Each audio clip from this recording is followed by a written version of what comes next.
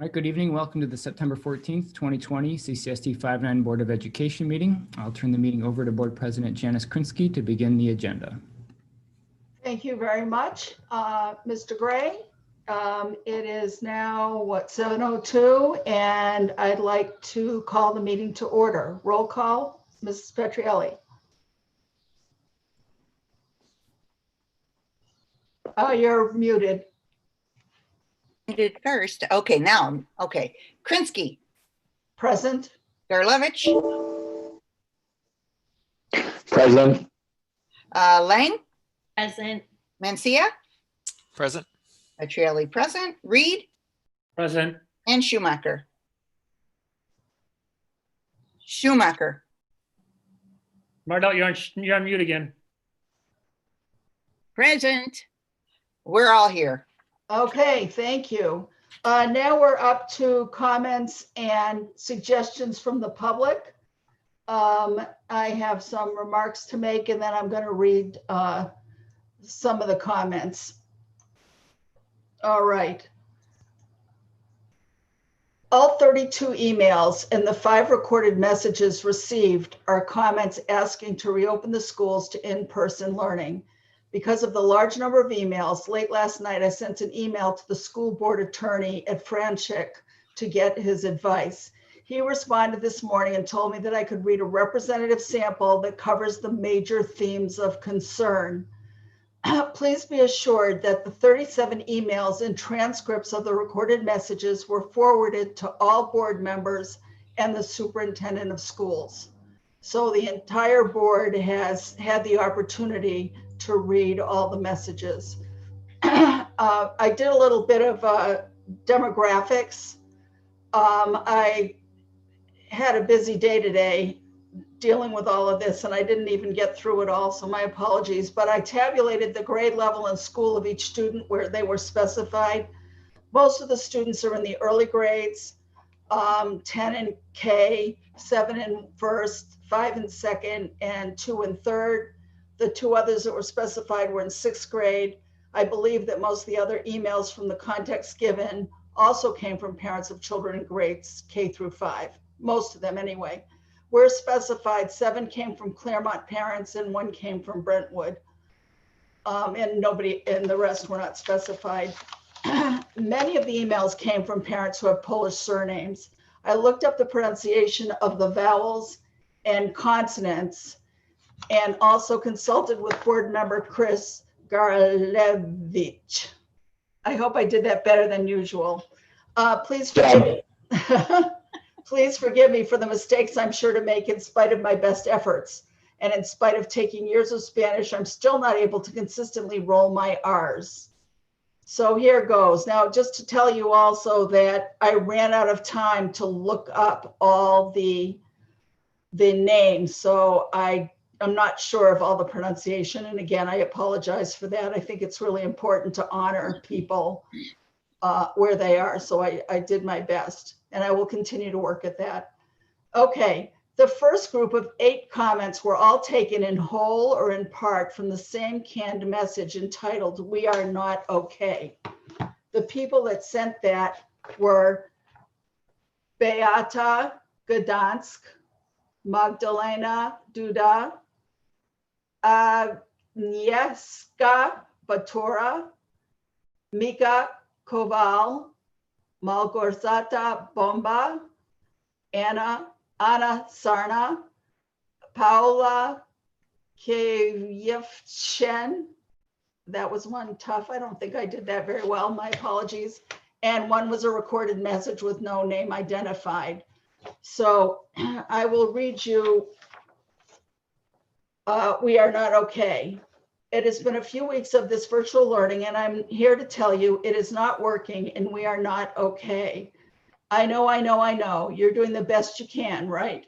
Wrong. Most of us do not feel we are even being heard, let alone doing the best you can. Have you experienced virtual learning? Like really sat in a home with families struggling to make this work? Have you witnessed the meltdowns of both students and parents? The fights and frustrations of not understanding the day's agenda or math lessons or technology failures? The onset depression kids are experiencing due to sitting all day alone? Have you sat in the home of families of multiple kids only to see every child eat lunch alone, have recess alone, have snack alone? It is absolutely heartbreaking, and I feel held hostage in my own home. I cannot take my kids on a bike ride or to the park for recess or on a picnic for lunch because every child has a unique schedule. Help me understand why all families are expected to be flexible with virtual learning, yet we could not have a 1-hour lunch break school-wide. If you have not witnessed this, then I beg you to stop telling us that you understand and start listening. Parents know what is best for their children, and we are going to fight to make things right. Children belong in school together every day. Virtual learning was supposed to be an option to families that felt unsafe re-entering schools, and as this can remain an option, live in-person education is the only option for many of us. Parents are not meant to be teachers, social workers, and principals in our own homes. Teachers are not supposed to work twice as hard to make half the difference with the same pay. Let me say that again. Teachers are working twice as hard to make half the difference for the same pay. Let that sink in, because if you truly feel that children are getting the same education virtually as they would in person, you do not deserve a seat on the board and should immediately be banned from working in the education system. Stores are open, daycares are open, restaurants are open. The fact that schools remain closed is baffling. I mean, are you aware that preschools are open? These little boys and girls all look absolutely adorable with their Paw Patrol and dinosaur masks. But I must ask, have you been around many 3 or 4-year-olds lately? Because they are, I'm going to skip this. It talks about how disgusting their behavior can be. If preschoolers can manage, I think you need to have a bit more confidence in our older children as well. The point was that they said that preschool and daycares are doing just great. Because regardless of your intentions with virtual learning, it is not working. And again, we are not okay. Families are not okay. We are not okay with watching our children's education regress rather than improve. We are not okay listening to our middle school student teacher tell other students to put a shirt on or to stop with the profanity or simply watch the entire Zoom lesson freeze and lose the entire day's worth of instruction. We are not okay hearing our kids calling themselves stupid when they do not understand something. We are not okay trying to tell our young children they must be quiet because their siblings are in quote unquote class. We are not okay with asynchronous learning days. Kids don't learn this way. We are not okay seeing children on the class list that don't show up for a single Zoom, scared for that child. We are not okay knowing that school is, for many children, the only place they are given love or food or friendship, and yet we have taken that safe place away. We are not okay watching our kindergarten students cry at a computer for hours at a time because struggling to type something as simple as their names makes them feel like they're failing when typing shouldn't even be part of their daily routine. We are not okay watching our juniors miss, well, there's some stuff about high school. We are not okay watching our children with IEPs and 504 plans not receive their accommodations. We're not okay watching, that's about seniors. We are not okay with our children losing their social and emotional health over fear of a virus. And I'm 100% not okay with anyone that has not been in a classroom in the past 10 years telling my family what is best for their education or telling my district teachers what is best. Teachers know what is best. Mothers know what is best. Any person that is not a teacher should never have the authority to tell teachers what they should be doing when they have never even walked a day in their shoes. You have no idea what teachers are actually trying to accomplish every single day and the struggles virtual learning brings on. Have you ever tried to teach a child how to hold a pencil properly?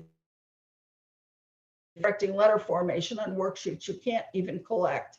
Did you expect children to enjoy watching their teachers perform experiments in science rather than getting to participate? Or did you not understand that would bring on full frustrations and resentment of their classwork? Did you realize that students that once left school cry each morning, absolutely hating their new normal? Was that part of the plan? Did you think of the consequences virtual learning would bring? I am begging you to listen, put kids back in school, and 2020 as normal as it possibly can be. Listen to your teachers, listen to your families. Put your political agendas aside. Let our personal physicians decide what is best for our health while you do your job and do what is best for your district and education. And in those final decision moments, if you are on the fence, just remember, we are not okay. Teachers are not okay. Families are not okay. Kids belong in school. And this was sent by Anna Nagorny. So after that, We also got comments from the following people. And again, I apologize, I didn't get to look up the names. Johanna Jopek, Pavel Jopek, Paulina, and then this one I'm not sure,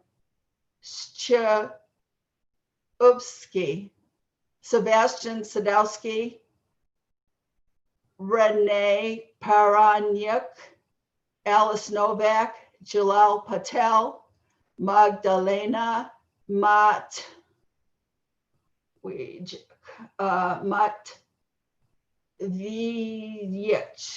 I think. I'm not sure.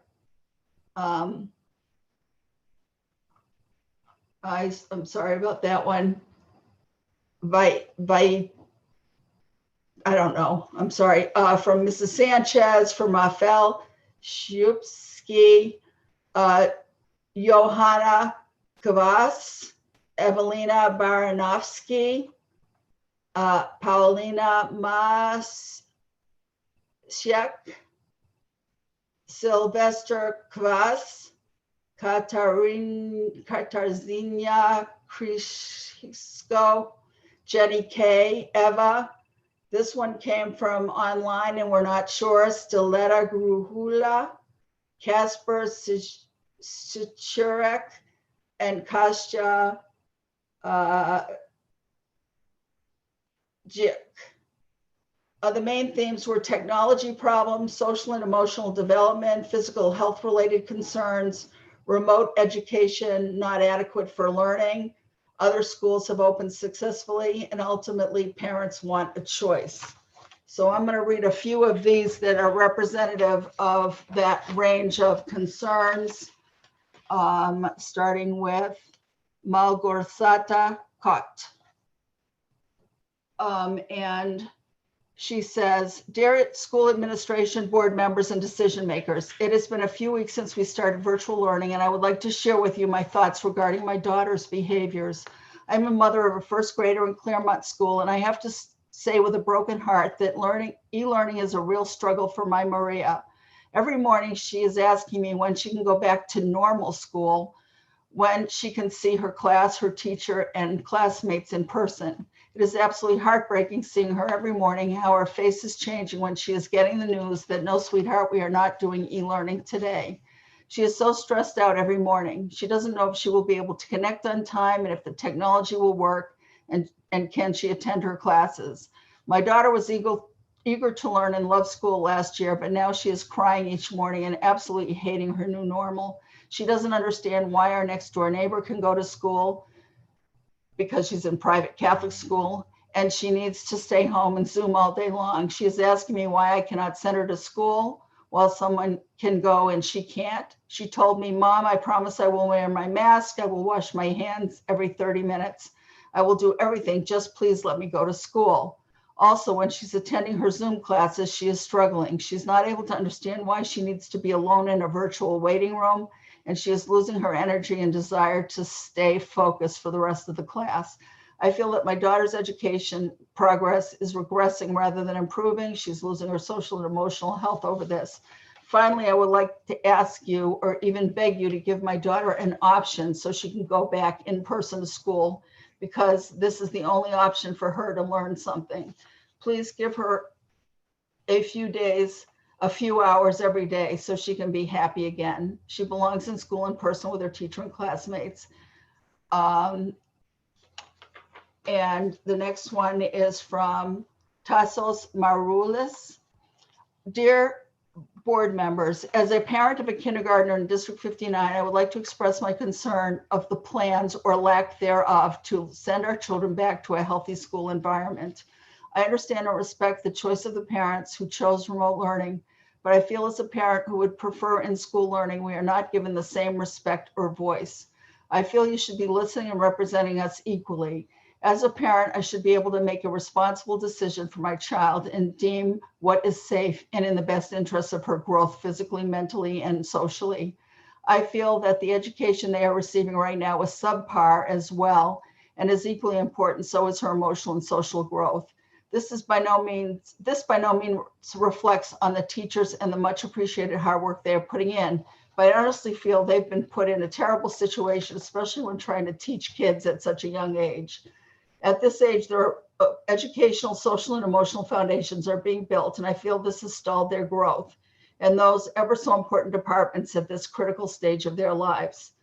Other schools in the area have been able to equally support both sides and have created situations for the parents to ultimately make their own decisions for their children, which I feel is the absolute correct way to go about this in these uncharted times. I hope you'll be able to do the same for us. I know if thought out correctly and collectively, we can come up with a safe situation for the children and staff to go back to school for those who choose to. I just hope it's sooner than later. I truly appreciate what you have to do and the responsibilities you are faced with in these never before seen times, but I also have faith that you will allow us to have a voice and choice in all of this. Our kids' safety and growth is what's most important here. I believe we can do this and should for them. Okay. I'm just looking up a pronunciation if I can find it. Fiat K wrote, I'm sure I just totally messed that up. I apologize. Dear board members, I'm writing to you to ensure you are hearing the reality of the situation, the responsibility you have to the board, as the board, to represent the entire population of your students and families. The children need to have the option to return to in-person learning for many reasons, but some are listed here. They need to be among their peers for the social emotional needs. The learning that we need to happen is simply not happening, from the daily technology issues to kids not having the right space at home to learn well. The teachers, as much as they are trying, cannot do what they need to do online with the kids. Other schools and suburbs have opened successfully and have taken many steps to keep students safe. We need to look around and take lessons from them and start thinking about our plans. If you don't, you are simply failing as board members. Children in daycares, Catholic schools, and even in Park District programs have all found ways to work around this challenging situation. We have the resources to do this as such a well-run district, and with 60% of parents electing for in-school instruction. I'm confident the leadership team can create a way to return to school. I look forward to seeing some leadership from this board over the next month on our return to school plans.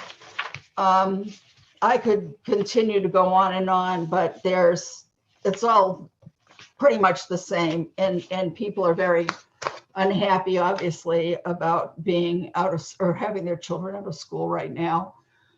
And I prepared a short remark. First of all, I want to say to any parents who have children who are having specific issues in their classroom or with technology or with not being able to contact their teacher because the technology is not allowing them to, please contact your teacher and ask them for guidance. We want all children to be successful to the best of our ability, and some of the issues that have been raised can be addressed that way. Other than that, I wanted to just state something from my perspective in response to all your concerns, and I do take them very seriously. I want kids back in school too. I know the rest of the board feels that way, and I know the administration does. As soon as we feel that the science supports our ability to do so safely. One of the things that doesn't get mentioned in this dialogue is that teachers and staff are more vulnerable to serious chronic complications and even death. And as many as 10% of patients from recent studies are still reporting lingering side effects after 2 months or longer. And some of them are so debilitating that people are not able to go back to work. We also wanted to wait and open more cautiously to see what the infection rates are in our district and surrounding districts as we invite more children to school to receive services and see how it's going. So we wanted to take a cautious approach. We have some of that data now. we opened and then had to suddenly reverse direction and cause classroom, schools, or even the whole district to go to remote, we wouldn't have prepared teachers and support staff to handle it. It would have created chaos if we suddenly said, whoops, we're all now at remote, without any planning, any opportunities to work together as a district to make it as strong as possible. And then that took away so many other choices that teachers were trying to prepare for. What if we're in school? What if we're in a hybrid? What if we're remote? What if we're this, that, and the other thing? And that's really hard for the staff to be able to deal with in such a short period of time. So that was one of the concerns, was to make sure that we could be planful and careful and programmatic, so that when we do open, if we are forced to go back into remote because of an outbreak at school or so on, that we then have the capacity and the teachers are trained to be able to handle that shift. So that was one concern. There also aren't enough substitute teachers to go around if a teacher gets sick. And I also personally wasn't satisfied with the decision to allow children to be as close as only 3 feet apart. The science says at least 6, with 9 being better. Yes, there are some guidelines that say 3 is, if that's the best you can do, then do it. I would feel more comfortable at 6. We did not change direction on a whim or because of politics. If a lot of teachers decide to resign, and if many of them have a legal right to teach from home, then we will be faced with a shortage we won't be able to overcome. We are trying to keep people safe while also educating kids in an imperfect situation. I'm sorry that it's so complicated and we can't just say, yes, let's open the schools. Kids are definitely better in school, but we have to weigh the science and the needs of everyone. I'm cautiously optimistic that we can start to open schools in November, but we have to wait until we know what the infection and death rates are by then, and they are going up across the state. And we will need updated data as to how many parents want in-person schooling and how many teachers we have to cover all those classes. The board will assess the data at the October board meeting and will make a determination based on recommendations and the data. So we are looking at this and continuing to look at this. And I just wanted you to be assured that it is something that we care about. So with that said, let's go to item 5.0. It's the presentation, it's the return to school updates. And for all of you who are listening, I think you'll find it very informative.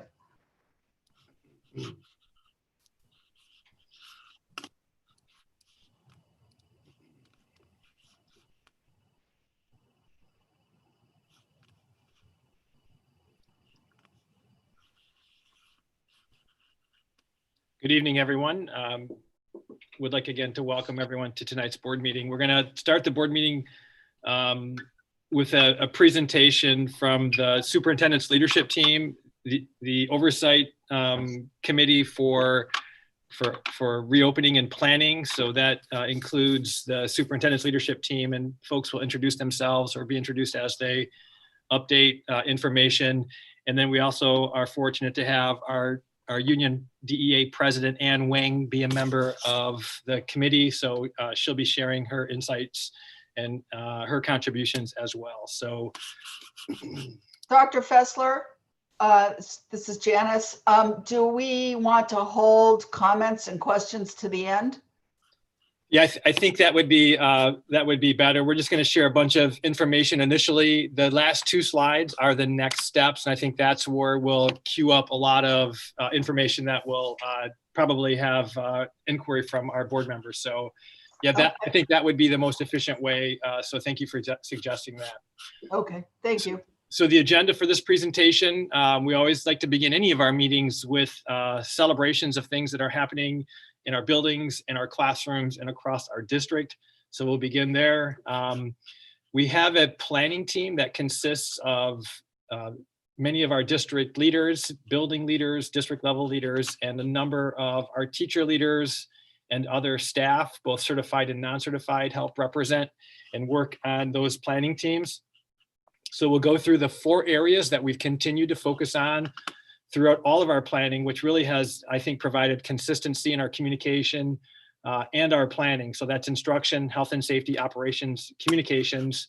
Recently, we have asked both our staff and our families to provide some feedback in terms of how they believe or what their perceptions are related to the remote learning experience. And then we'll complete the presentation with our return to school plan.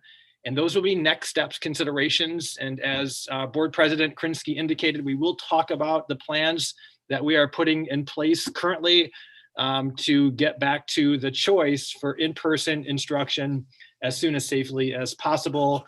And then we'll end with discussion. So with that, I'd like to turn it over to Ross Vittori, our Assistant Superintendent for Human Resources. And Ross is going to walk us through some of the current celebrations. Ross. Thank you and good evening. District 59 is fortunate to have two very active hashtags to connect and share and celebrate. One of them is hashtag D59Learns, and the other is hashtag D59Cares. So we don't have to look very far to see our community celebrating. And I wanted to share just a few examples of tweets that I pulled off those hashtags.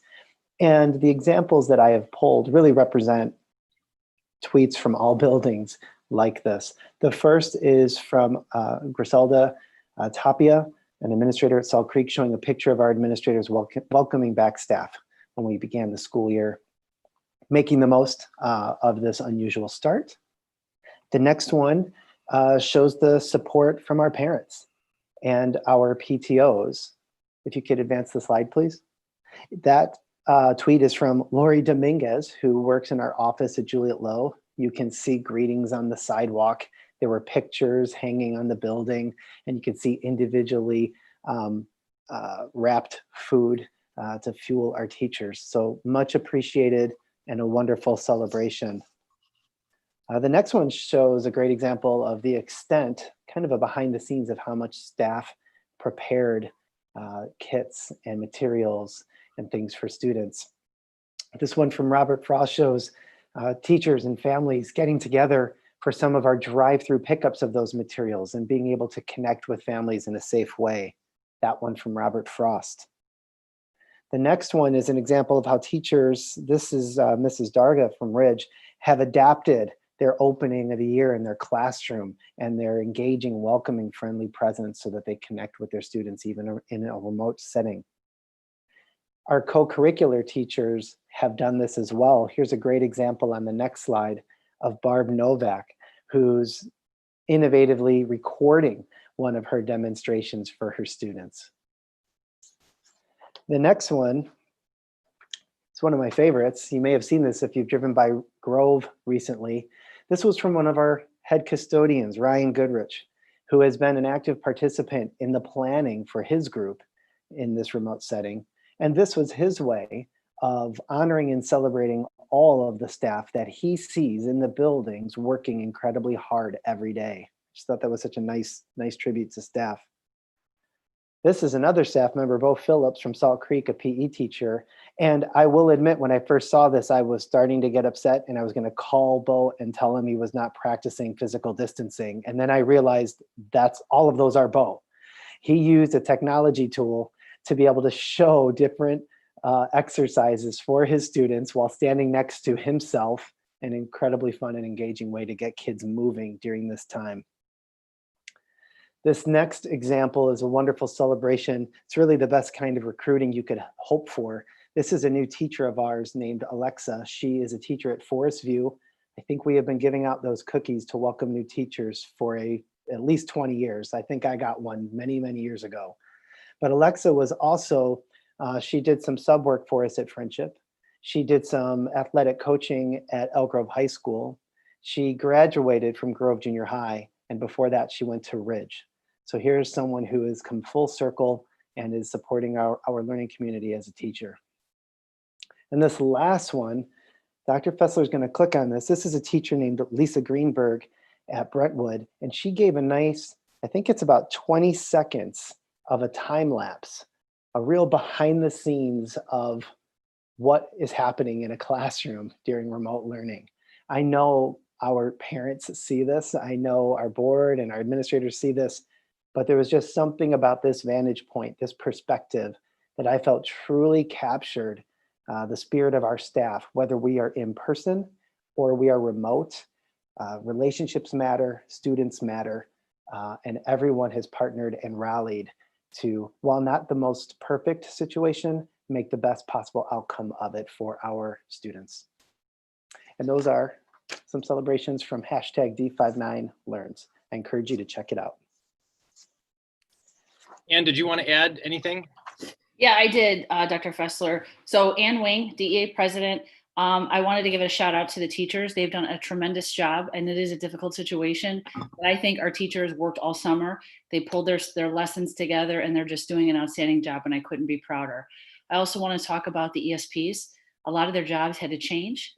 Basically when we were in-person learning, and these ladies and gentlemen have stepped up and have done what they had to do, because we've been saying it's all hands on deck. So I'm very thankful to them.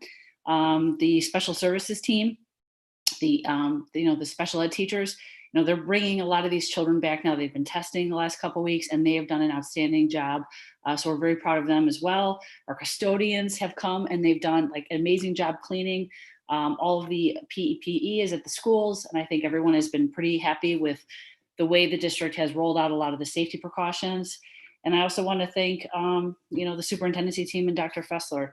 I think we've been very happy with the communication.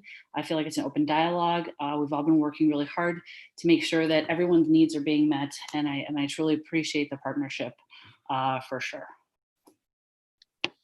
Thank you, Ann. We'll now move to our first planning team report. This team is facilitated by Assistant Superintendent Maureen McAbee.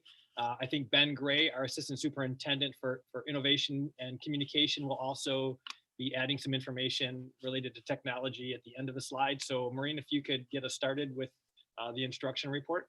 Sure, thank you. I think there's a lot of celebrations here as well, along with, of course, some challenges. This is not an easy environment to be teaching remotely.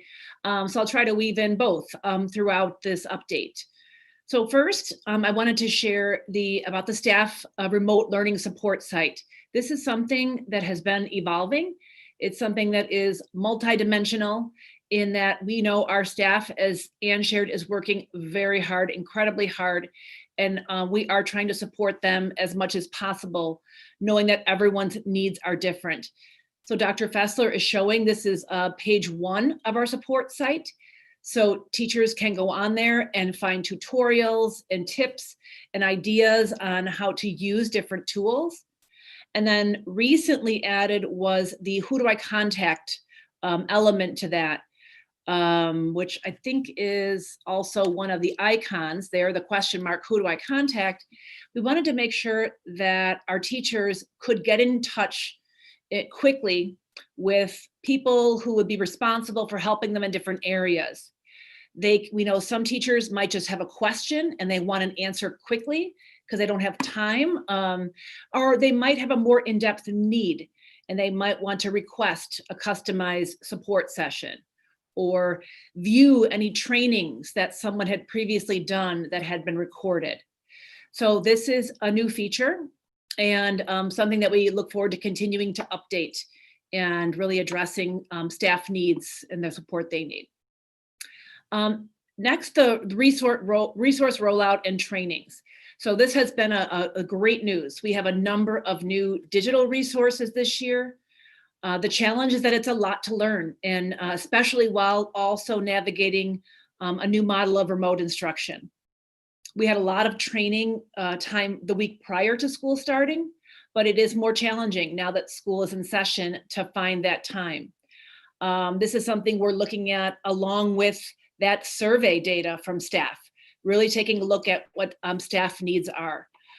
We'll go into a little bit more detail on that later, but a couple of the themes that emerged in our staff survey that the instruction plan team is looking at were first, plan time for elementary staff. They are finding that the amount of time it takes to plan and then prepare the materials in remote learning is much greater than when we are in person. So they're not only just planning the lessons, but also needing to prepare how will that be delivered electronically, making slides and adding links. So our plan team is looking at we have a couple ideas that we're exploring that we think will be some minor adjustments that could address additional plan time. The good news also is that at junior high level, they felt comfortable with the current amount of plan time they had. So this was more specific to K-5. So those are a couple of pieces with the survey data. Again, just a little bit of a preview for you of things we'll be looking at in the as we dig closer into that survey data. The learning targets, just to highlight that, we have been working on this summer creating our essential learning targets. We had heard that ISB was gathering a team to do something similar, but we're not sure about the timeline for release and of that. So we wanted to be prepared. ISB released their priority learning standards on August 24th and meant to be a support to districts, not a mandate.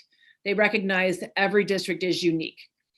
So once we got those, we compared the ISB standards with our essential learning targets and found that there was really a very, very high degree of overlap. We felt comfortable that we had identified the same types of learning targets as ISB. ISB had a larger number. So we continue to use both, but lean on our essential learning targets, knowing that they are a strong carryover between the ISB ones as well. As far as attendance and grading, there is a difference. In the spring, when we were in our first version of remote learning, we were really erring on the side of caution and generosity with our attendance and grading. Now that we are continuing remote learning, we are taking attendance on a daily basis, either through participation in live sessions or evidence of completion of learning activities after hours. We know that some parents are working or their daycare arrangements are such that students need to do some of the work outside of the standard school day. So they are not impacted if that is the case. And our grading system is like it usually is. We are returning to that same model that we typically use. I will also say that's kind of a challenge. Giving feedback remotely for teachers is more challenging than in person. In terms of intervention, what's happening with intervention right now, our synergy teams are planning for what we have always called our rapid interventions. So these are students that we've identified in the past. We know that they are in need of intervention. We want to start that immediately. So that's the phase that we're in right now, that rapid intervention phase, while we also administer our diagnostic assessments and take a look at who might need ongoing interventions besides those students who are in the rapid interventions category. We have some new data that we will have in terms of diagnostic assessments from iReady and iStation. iReady is for math and iStation is for reading. And the data from these assessments will be very helpful. It will import into Branching Minds, and it will not only tell us who might be in need of interventions, but what exactly their needs are. So we'll be able to be more precise with the needs of students. I will say these timelines are similar to past years, maybe just a slight extension since we are implementing new assessments. We're doing that remotely, and we need to train staff on those. So I would say we're probably a little bit behind where we typically are, but not far. And then also just speaking of our use of staff, and I think we've always used the term all hands on deck, but I don't know if we really knew what that really meant until this year when it is truly all hands on deck. Some of the things our ESPs are doing, very different from in the spring. They are assisting with Zoom sessions, going into breakout rooms to help support that learning, supporting small groups of students with continued practice in a breakout. They might even be helping prepare materials or translate materials for teachers. And they were also a big part of getting those kits ready that you saw in the pictures, the celebration pictures for families for remote learning. So a lot of different roles of our ESPs this year, not to mention supporting in classrooms when a teacher needs to be out. As Janice mentioned, we don't have a large sub pool right now. And so we really are looking internally when we do need that. Besides the ESPs, our coaches have been critical in supporting that as well. When we've had teachers that unexpectedly need to be out, especially for potentially a week or more, our coaches jump in. Our coach role, a lot of the things they've been doing are similar. What they haven't been doing as much of are the full coaching cycles, because their work really has been just as busy, but helping with the supply kit planning, with the rapid interventions, creating resources for teachers, planning for the assessment and administration, making how-to videos for students, for staff, really helping with those new tools. I've seen a lot of our coaches preparing, helping with training for staff on these new resources, and also supporting staff with how do we use these learning targets differently. So our coaches are very busy, a little bit different role, but they are digging in nonetheless. So as far as the challenges, I've already mentioned a number of them. Another challenge I just would mention currently is just that planning for the return to in-person, as Dr. Fessler mentioned. That is really a big part of our current work. Identifying the preferences of parents, how can we provide ongoing remote for those who choose that, as well as creating safe re-entry plans for those who want in-person. So that is our current challenge. And then I'll let Ben speak a little bit to those technology bullets. Thanks, Maureen. Yeah, a few technology updates. Our platforms we've shared in the past, the core platforms that we use are Google Classroom and Seesaw. That utilization continues to be very high and very successful. I'll talk a little bit later on in the communications portion, some of the supports that we've built out, similar to what Maureen shared in the updated staff remote learning support site. But we'll talk a little bit more about how we're supporting staff, but also supporting parents with the use of our different platforms. One of the highlights that we have this past week, we were finally able to roll out the education licenses for Zoom.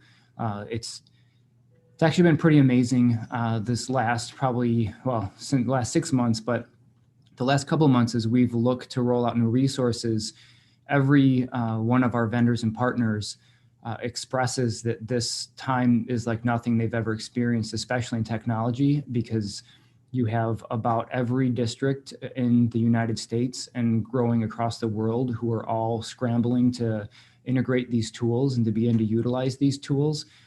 Zoom, for example, it took us about 5 weeks to actually get the licenses to clear from Zoom. Zoom is about 2 months behind in their support requests. It's just they are inundated because of the growth that they've experienced. So we were really fortunate and thankful that Zoom did lift some of the restrictions they had previously. So staff were able to use it successfully all the way up until we rolled out the education licenses, but those do offer staff additional features and resources. And it also offers updated security features so students will authenticate. We have options for the names of the kids. And so there's just more features for staff to be able to use and for our students to authenticate identities, which is great. We also have purchased additional document cameras. I'll do a quick little, so they look like this. Chris doesn't have to ask me to plug it in and show how it works this time because our staff are using them. So I didn't have to do a demo or anything of those, but our staff are using document cameras along with their computers to be able to show like hands-on manipulatives and to do demonstrations, writing on whiteboards, those pieces. So we were able to provide 200 additional document cameras, plus we have 50 additional on order. Another good example of we had to search everywhere and ended up having to purchase from a company in the UK to get these in. It took about 2 weeks. Other companies were 2 to 3 months behind, or these units were $65 a piece. The other document cameras were upwards of $400 or $500 a piece. So we continue to work as hard as we can to be financially responsible, but provide really high quality tools for our staff. Hotspots. So a quick update on the hotspots that we are distributing to families. If you recall back in the spring, we had a couple of board discussions about providing for the needs of families. And one of the big areas, and obviously with remote learning, one of the most significant areas is having our families and our students able to access the remote learning that's happening. And even more so now with our model so significantly changed, where there is a lot of synchronous time, and video conferencing is a big part of that. In the spring, we ordered 350 hotspots. Now, as part of our COVID-19 planning, our expense planning, we had allocated for 6 months of hotspots. These were through Verizon. They're $35 a month for the service. The devices themselves are at no cost. So we get the devices free. The service, monthly service is $35. So we had earmarked $107,000 for these over a course of 6 months. So to date, because in the spring, our schools did an awesome job of identifying the needs of families, and we only needed the 350, which is why the numbers were lower than that original projected 500. So to date, we've spent $67,900. So we're still under, we're at the 6 months, but we're under that total. We plan to continue to offer these to families. We actually had to order an additional 50 units. And at some point, this could certainly be a conversation of the expense. Again, it's accounted for at this point, but if we extend beyond that 107,000 initial estimate, to continue to discuss providing these for families. In some cases, and I'll go to the challenge of bandwidth because it's tied to this. Our biggest challenge has been certainly the connectivity of families, because not only are the hotspots an option that we're presenting to families, we have our community outreach specialists have done a terrific job of working with families who are eligible for the Internet Essentials to be able to use that from Comcast. But even with that, and even in homes that have a very high bandwidth, we're finding that when you have multiple kids who are connecting to video conferencing, and if it's a shared cable modem like what Comcast has, if your neighborhood has high density, then you end up with lower bandwidth utilization. And that has been something we've been working through. It's a challenge that all of my colleagues in other districts are facing. It's a constant conversation of what can we do to help support our families who need this, because that connectivity is so important. So it's something we're continuing to work on. Issues like T-Mobile is offering free hotspots. You may see those commercials. The catch with that is families only get 8 gigabytes a month with that program, which would run out really quick currently with video conferencing. That may be a solution down the road when we're able to return to in-person, and that can close the homework gap more for connectivity in the evening, not so much the video conferencing. It's just too bandwidth intensive for that. The other piece that I'll say, I do want to address the comments about the technology support. I'm very, very thankful that we're in a district who has such a great tech team. Our building techs have been working tirelessly to support our families and our students and our staff. They're constantly on the go and constantly looking for ways they can support, as is our district team. There's a really good communication, line of communication that goes between the building and up to the administration building. And we're always looking, it has always been our goal and it's been our priority to make sure the experience is the best experience possible for our staff, for our students, and for our families. So I want to assure the board that we are working very hard to equip our techs, to equip our staff, and to make sure that the technology is reliable and does work well. So we're always looking for ways to improve that, and we'll continue to work on that moving forward. So I think that wraps up my portion. And do you have any updates on, on the sound field systems? So the sound field systems, just like that's the theme is when technology right now is hurry up and wait on some of these things. So we had a couple pieces that were on back order that we just received for connection. So I actually have a meeting with the 4 building techs and the 4 buildings that we're piloting tomorrow afternoon. So we're getting those out into the classes. We have 4 buildings who identified staff who were willing to pilot these. So we're hoping to get them in the hands of the teachers this week and start to get feedback on those. We have the units themselves, but there were a couple pieces that require the connection that we were waiting for. So we actually had to wait a couple weeks for those. So they're in now, and I'll continue to keep the board update in the Friday weekly on how that pilot is going. Thank you. Yeah, thank you. Next, we have Health and Safety. Dr. Katie Ossel, our Assistant Superintendent for Student Services, among other things, will share an update for Health and Safety. Thank you. Since our last board meeting, the Health, Wellness, and Safety Group has truly spent the majority of time navigating changes that we've seen from ISB and IDPH. So I am going to highlight a couple of the changes and our responses in District 59 to those for you to keep you up to speed on ISB and IDPH changes. So first, ISB issued Part 3 guidance FAQs on August 17th. And the big change in that issuance was that staff could operate without a mask if they were alone in a room. So that was significant for us. And we worked pretty quickly and pretty hard to make sure that staff could be accommodated so that we could have the majority of people alone in a room while teaching remotely so that they could have that mask off and make that better connection with students. So that was one of the quick changes we needed to respond to. In addition to that, IDPH released an FAQ in August that has been revised several times since, and a decision-making tree for exclusion of staff or students who may be symptomatic, asymptomatic, or fall into really any of 5 categories related to COVID-19.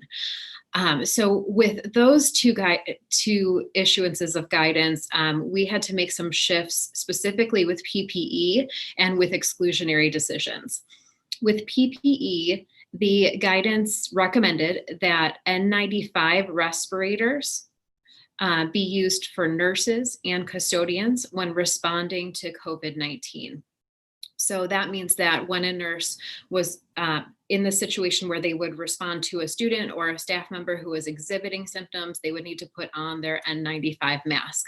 So we worked really hard with business services. They were awesome, searched far and wide to get those N95s, order them, and get them in our hands. Now what we are doing is working through 2 additional pieces that need to be in place in order for N95s to be used. One is fit testing. So we have partnered with Amita, who has a respiratory clinic, to make sure that our nurses and custodians can be fit tested over the next 2 weeks.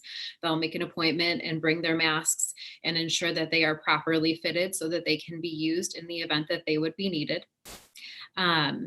And with the exclusion and decision-making tree, so IDPH has issued a decision-making tree that allows you to place students or staff members into 5 different categories based on whether or not they're exhibiting symptoms and what needs to happen going forward, if they'll need to be isolated or quarantined or not, and why or why not. And so we took that decision-making tree as it came out, and started looking through it with our legal team with Franzik to make sure that that our decision making was in alignment with not only IDPH but CCDPH and ISB guidance as well.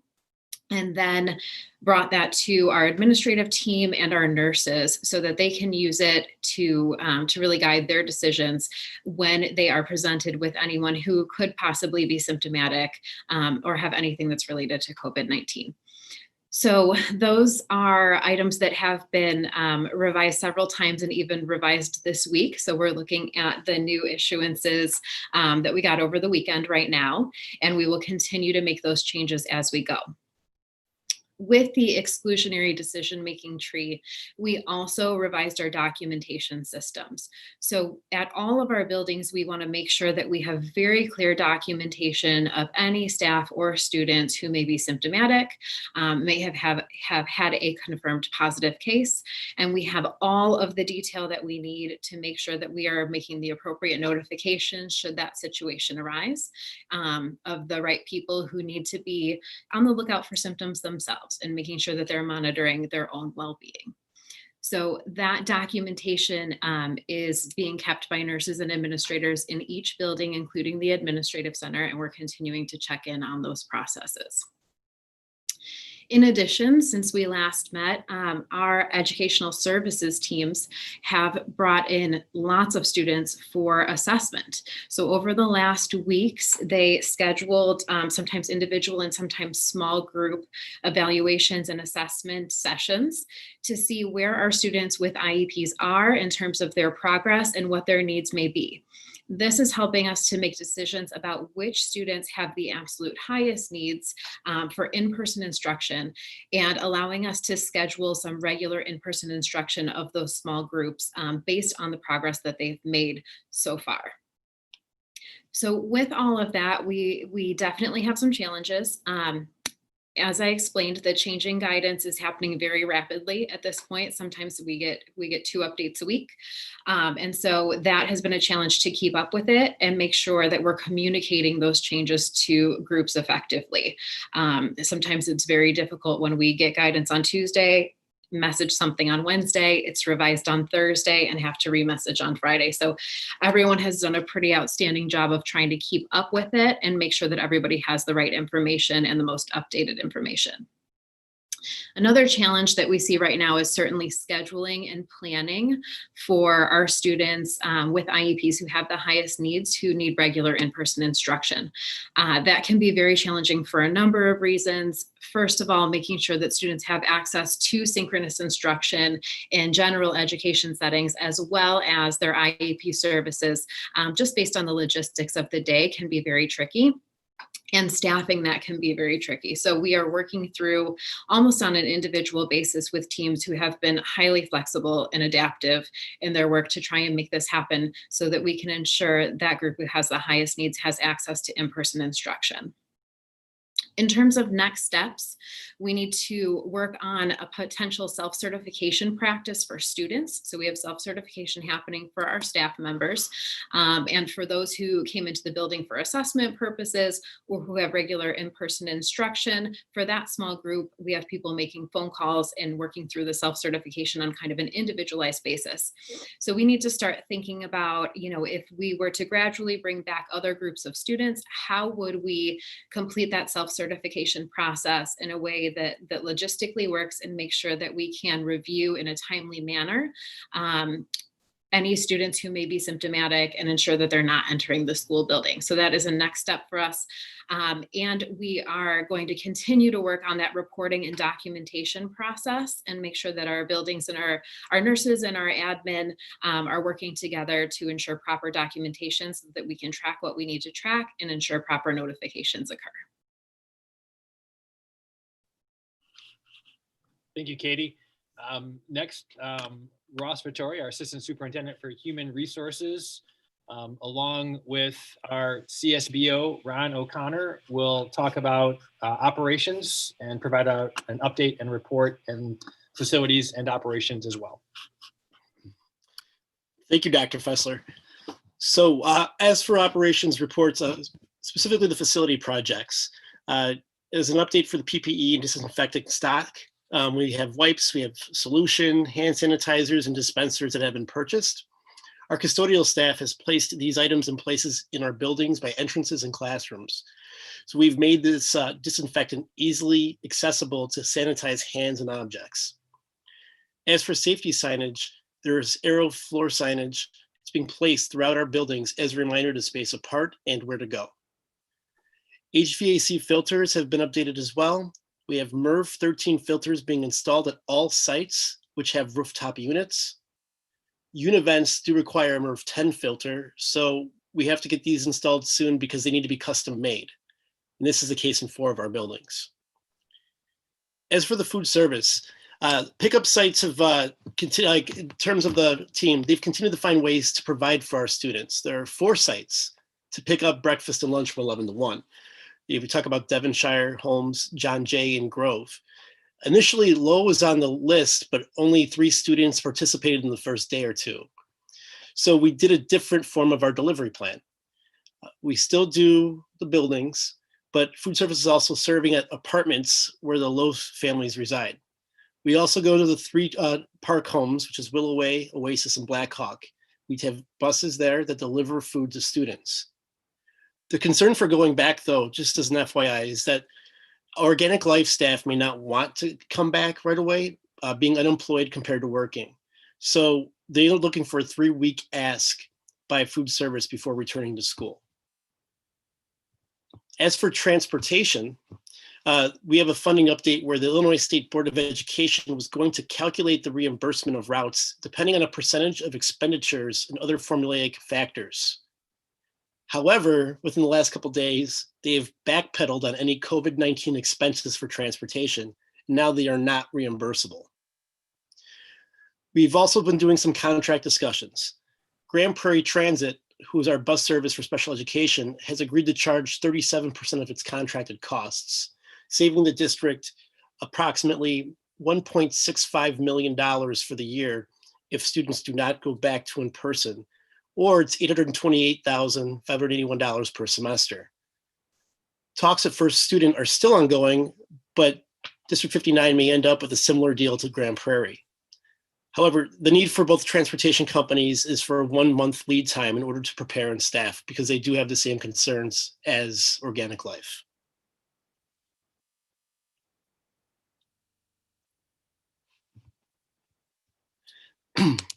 As well as the childcare studies that we have had as well.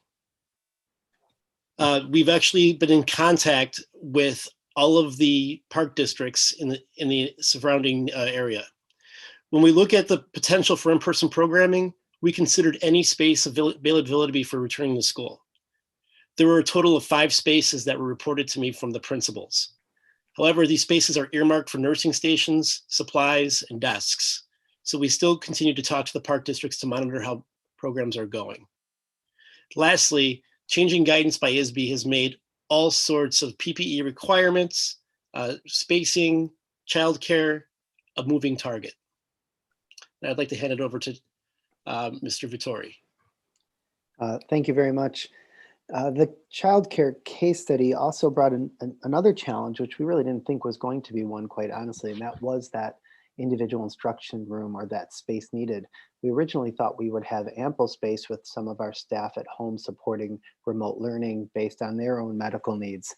But as Dr. Ossel shared earlier, in order to make sure that staff could safely be in a room by themselves so that they could have their mask removed for teaching, as well as using our other spaces for special ed programming and other small groups we're anticipating coming in, we really do not have as much space as we thought we would have that we could utilize safely. The safety considerations I mentioned, utilizing support staff. Ann Wing also mentioned this, and I believe Ms. McAbee did as well. We took an all hands on deck approach, but boy, did that really exceed our expectations. Our ESP staff, they've done an absolutely tremendous job partnering with teachers, covering classrooms, working outside of their assignments. And in some districts where there were concerns of, what will these staff members be doing? We couldn't live without them. So that group that we also initially thought we could utilize in our partnership with some childcare programming is helping us get our day-to-day programming moving and maintained. Shifting gears to a human resource part of the operations committee was the staffing piece at the very beginning of our remote learning in phase 4. And now we will be approaching it eventually at some point as we transition back. This was a known challenge as we began this work. Of course, there are different medical needs that we need to be accommodating, not only due to our values, but because of legal accommodations that are required. And there are also new COVID-19 legislative regulations as part of the Department of Labor, one of which is connected to actually having COVID, another supporting or caring for a family member that has it or being quarantined, and a third if you need childcare support. So I, again, have to celebrate our staff. It was a great deal of work working with our staff and together working with, if they needed a medical support, with their doctors. And there was really a joint effort for staff to get back to their classrooms so that they could be part of getting our program going. They have put forth a tremendous effort to be here. Our staff that cannot be here want to be here and the work that they are doing remotely is excellent as well.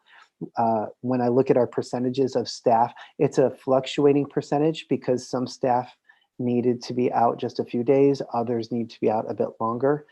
So we have some people coming in and coming out of accommodations. The percentages are very strong and exactly where we would expect them to be for an organization our size. The last piece is classroom and subbing coverage. We anticipated this as an anticipated challenge. This was an issue even last year in phase 5 with the subbing shortage. And we were really hoping and counting on our ESP staff to be a support for this, but we knew they couldn't do all of the coverage on their own. So we also worked with our DEA and our strong partnership and developed certain criteria to allow us to reach our goal, which is the best possible instruction. And our best possible instruction is connecting our staff with our students.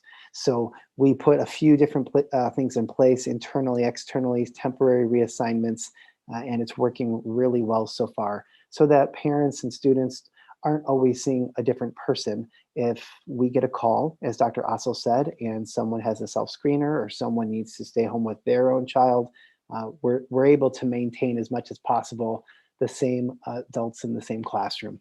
And we're very proud of that. And with that, I turn it over to someone. Mr. Gray, I think I turned it over to you. I'm someone. That was a great introduction, Ross. Maybe one of your best. Thank you. Oh, you're welcome. The communications report. I will keep this brief. Some of this we have already discussed this evening. So the first item is that staff support resource site. We are looking to continue to update that site specific for resources and documentation for staff. If you haven't been on there before, if you look around, we have a number of video tutorials that help staff, but we also have written out instructions. Some people like the written, some people like the video, so we try to provide both for the resources that we're using. We also have updated our overall remote learning webpage. So this is the COVID-19 page you see on the green banner across the website. So I want to say a special thank you to Justin Sampson and Nicole Robinson. They worked together to coordinate updating all these different areas. So you'll see the list in that bullet, that the instruction. So we have tiles on that page. We've updated the instruction piece, the technology. There's updated family supports, dual language resources for families as well. So if you go on our website on the banner and click that top link that's on the site, that's on all pages of our website, you'll see those updated tiles and supports, and we're using those as resources for staff and for families. We also continue to send out our staff weekly update. So every Friday, we send out a message that has all different updates and important resources to all staff. So continuing to maintain that schedule so staff know that all of the different information will be consolidated into one email, avoids impacting their inbox too much. Similarly to what I did last week with all my Zoom all staff emails, which is a good example of why we have the Friday staff weekly, to avoid that many correspondences. So just supporting the use of that. And then we are doing our weekly or bi-weekly, dependent on content. So we committed last March to say if we have information to share with families, we're doing that every Friday. Like this last Friday, we did not share an update because we didn't have updated information. So we're really trying to make sure that we're communicating with families regularly, but as needed. So it's not necessarily every week, but we do have our principals are sending out, they're back to their monthly newsletters that they're sending. And our staff are obviously in this time communicating daily with families and providing those updates. So that's the communications piece. The next piece I want to talk about, and Mr. Ludloff's I'm gonna hand it off to him in a minute to talk about the surveys. So we did administer recently 2 new surveys. We administered a staff survey that went out September 1st and ran through September 4th. You can see the response rate on there. I won't steal too much of your thunder, Tom, so I'll just give a quick overview. That went out for a few days. You can see the response rate. Then for families, we sent out the family survey recently. We sent it out on the 4th and then closed that on the 9th. And the reason for that shorter window is because we wanted to make sure we had time to look through the data and to quantify those data. And you'll see Tom's done a brilliant job with that. to identify the themes and put together a comprehensive way to explain those. So without further ado, I'll hand it off to Mr. Luboff. All right, Ben, thank you very much. So as Ben indicated, we did reach out to both our staff and parent groups the second and third week of remote learning, in an effort to get some early feedback and hopefully use that feedback as we continue through this process. So this is a copy of the main survey for certified staff. The nice part with certified is we're able to, I literally have access to all the email addresses, sent it directly to staff and could do reminders to collect hopefully feedback from staff. We were about 80% of our staff did respond.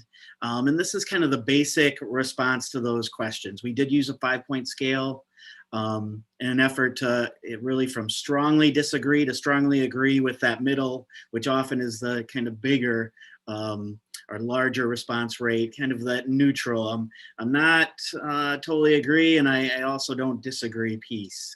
But really what we did with this data, then we manipulate it into something we can use at the building level, at the district level, at the department level. So we take these results and we go from a district, you can see with this first question, remote learning expectations are manageable for staff, and turn that into, let's look at that at every building. And see how that looks. Let's turn that into grade levels and see what that looks like.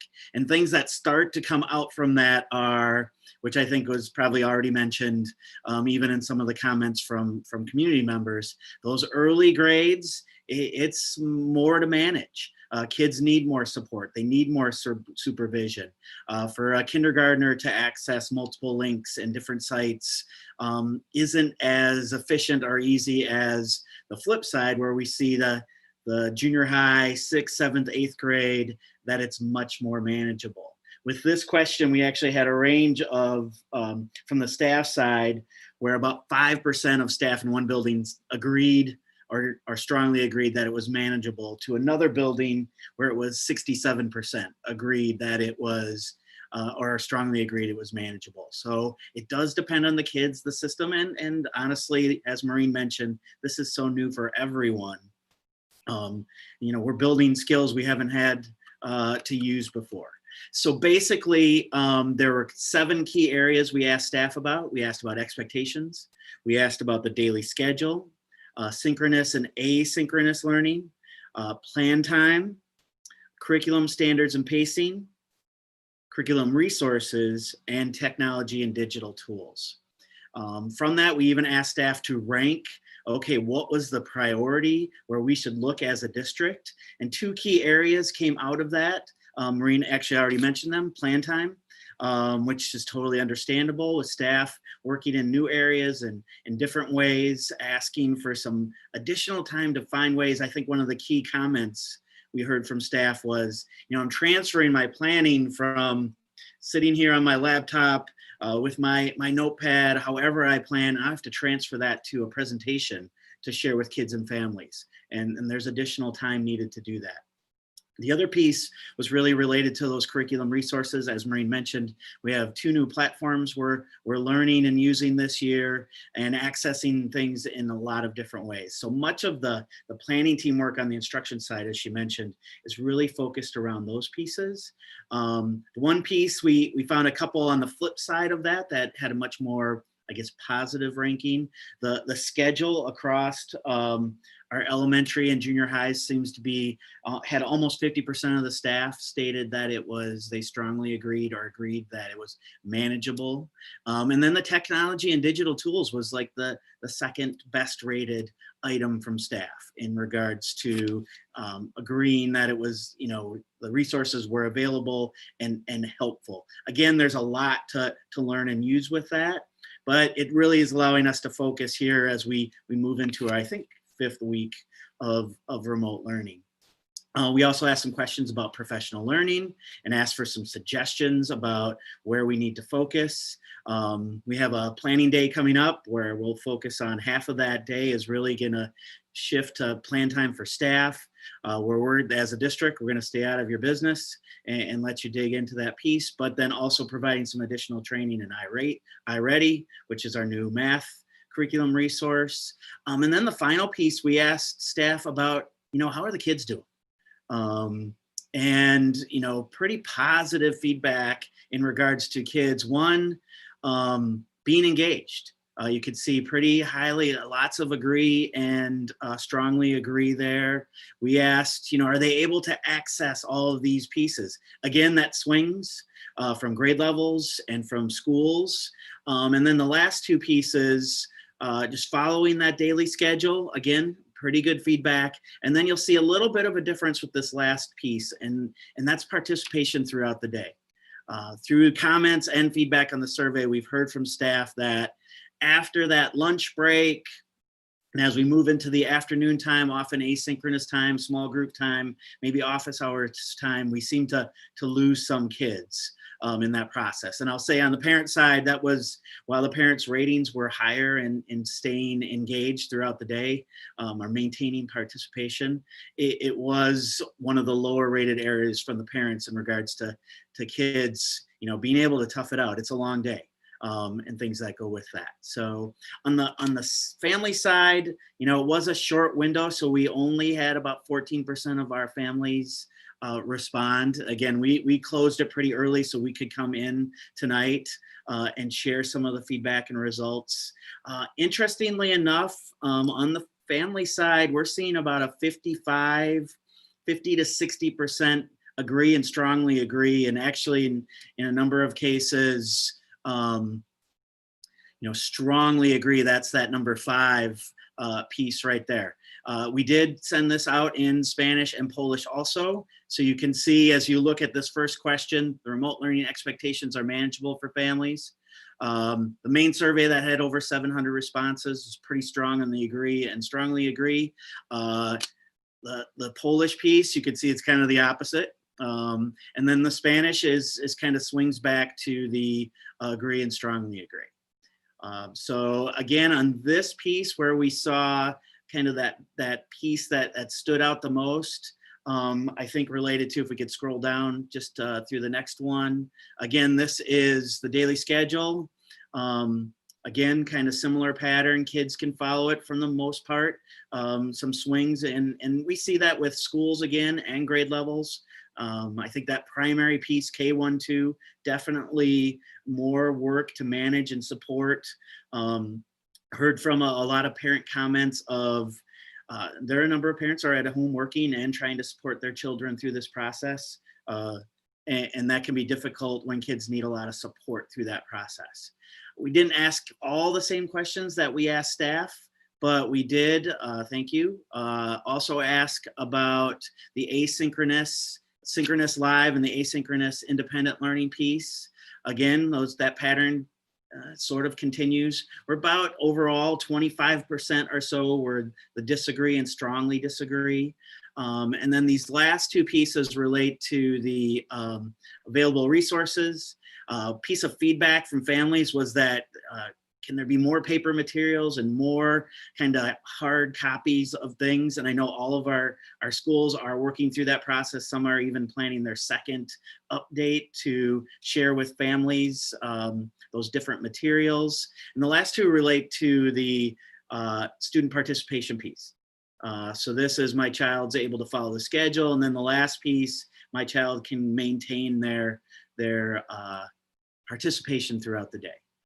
So we've taken this data, it's been shared with the DEA leadership, all of our building leaders, all of our district leaders. We're digging into those questions, digging into what does it look like at those different buildings, to the point of, some of the buildings where that rate of agreement or strongly agree is much lower than the district average. We're talking with principals about what supports we can provide. And at the same time, looking at schools that maybe are the opposite of that really have very strong agreement to see what's in place there and what's happening. I would say from my perspective, the junior high seems to be, from both parents and staff, seems to be on the more agreement side. Elementary, we're ranging a little under that 50% mark in regards to agreement, but we know we're growing into this and making some adjustments as we move through that process.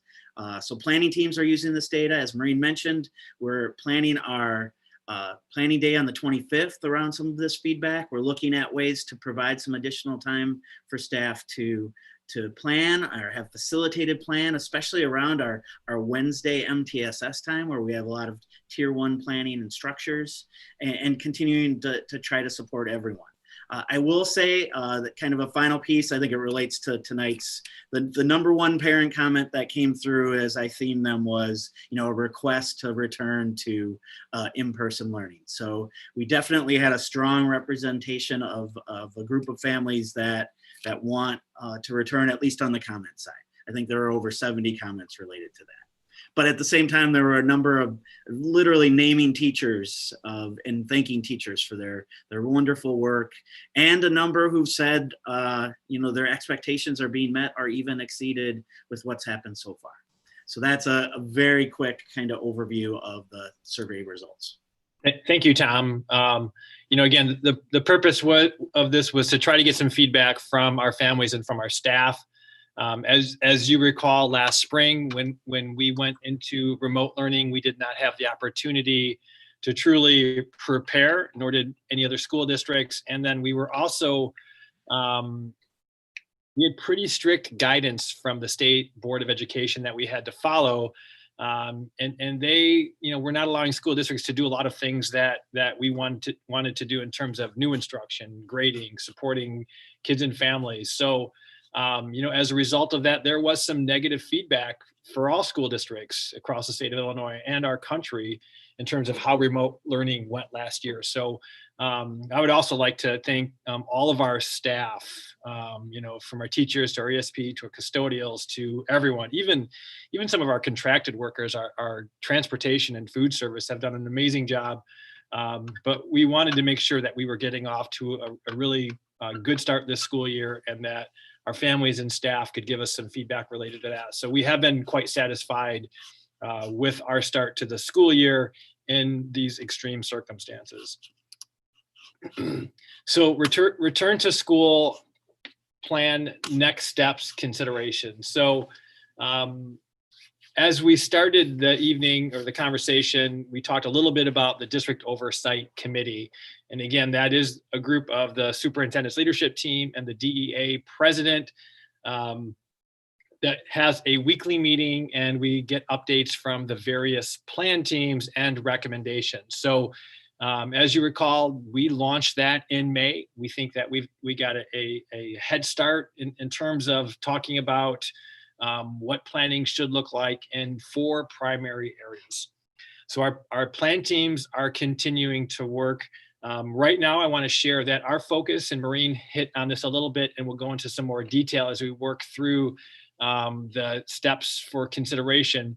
Our plan teams right now are talking about what the possibility of return to school in person would look like. Now, keep in mind that the state has indicated that all school districts must continue to offer a remote option. So any in-person planning that we have, we will still maintain a remote option for any families that choose to do that for whatever reason that they may have. So as Ron mentioned in his update, there are a couple of important timelines that we need to meet. So it's important that we start planning now. So over the course of September, we are looking to try to zero in on the model for in-person instruction that we would be providing.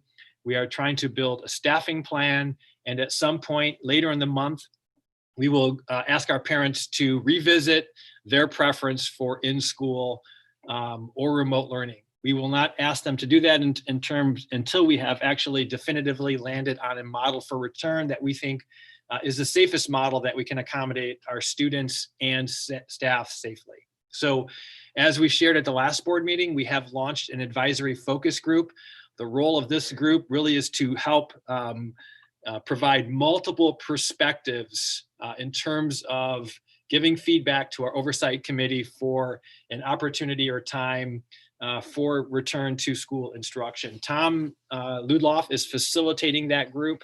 I've asked him to talk about the group and also provide a summary of the first group meeting that was held last week. Tom? Thank you, Dr. Fessler. We did meet for the first time last Tuesday. This group is made up of parents, staff members, building administrators, district administrators, and a board member, Mrs. Petrielli is also a member of the group. And we did meet. You know, I would say it was more of a business meeting with some discussion. We set norms for our group. You know, this could be a difficult kind of conversation with having different people from different groups across the district. Fortunately, we have all but one school represented in some way at the table, and we were able to set some norms, or at least draft them up.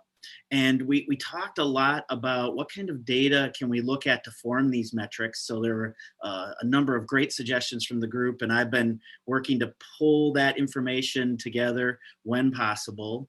And then we also spent some time starting a little discussion about how do we turn that around and share it with the board.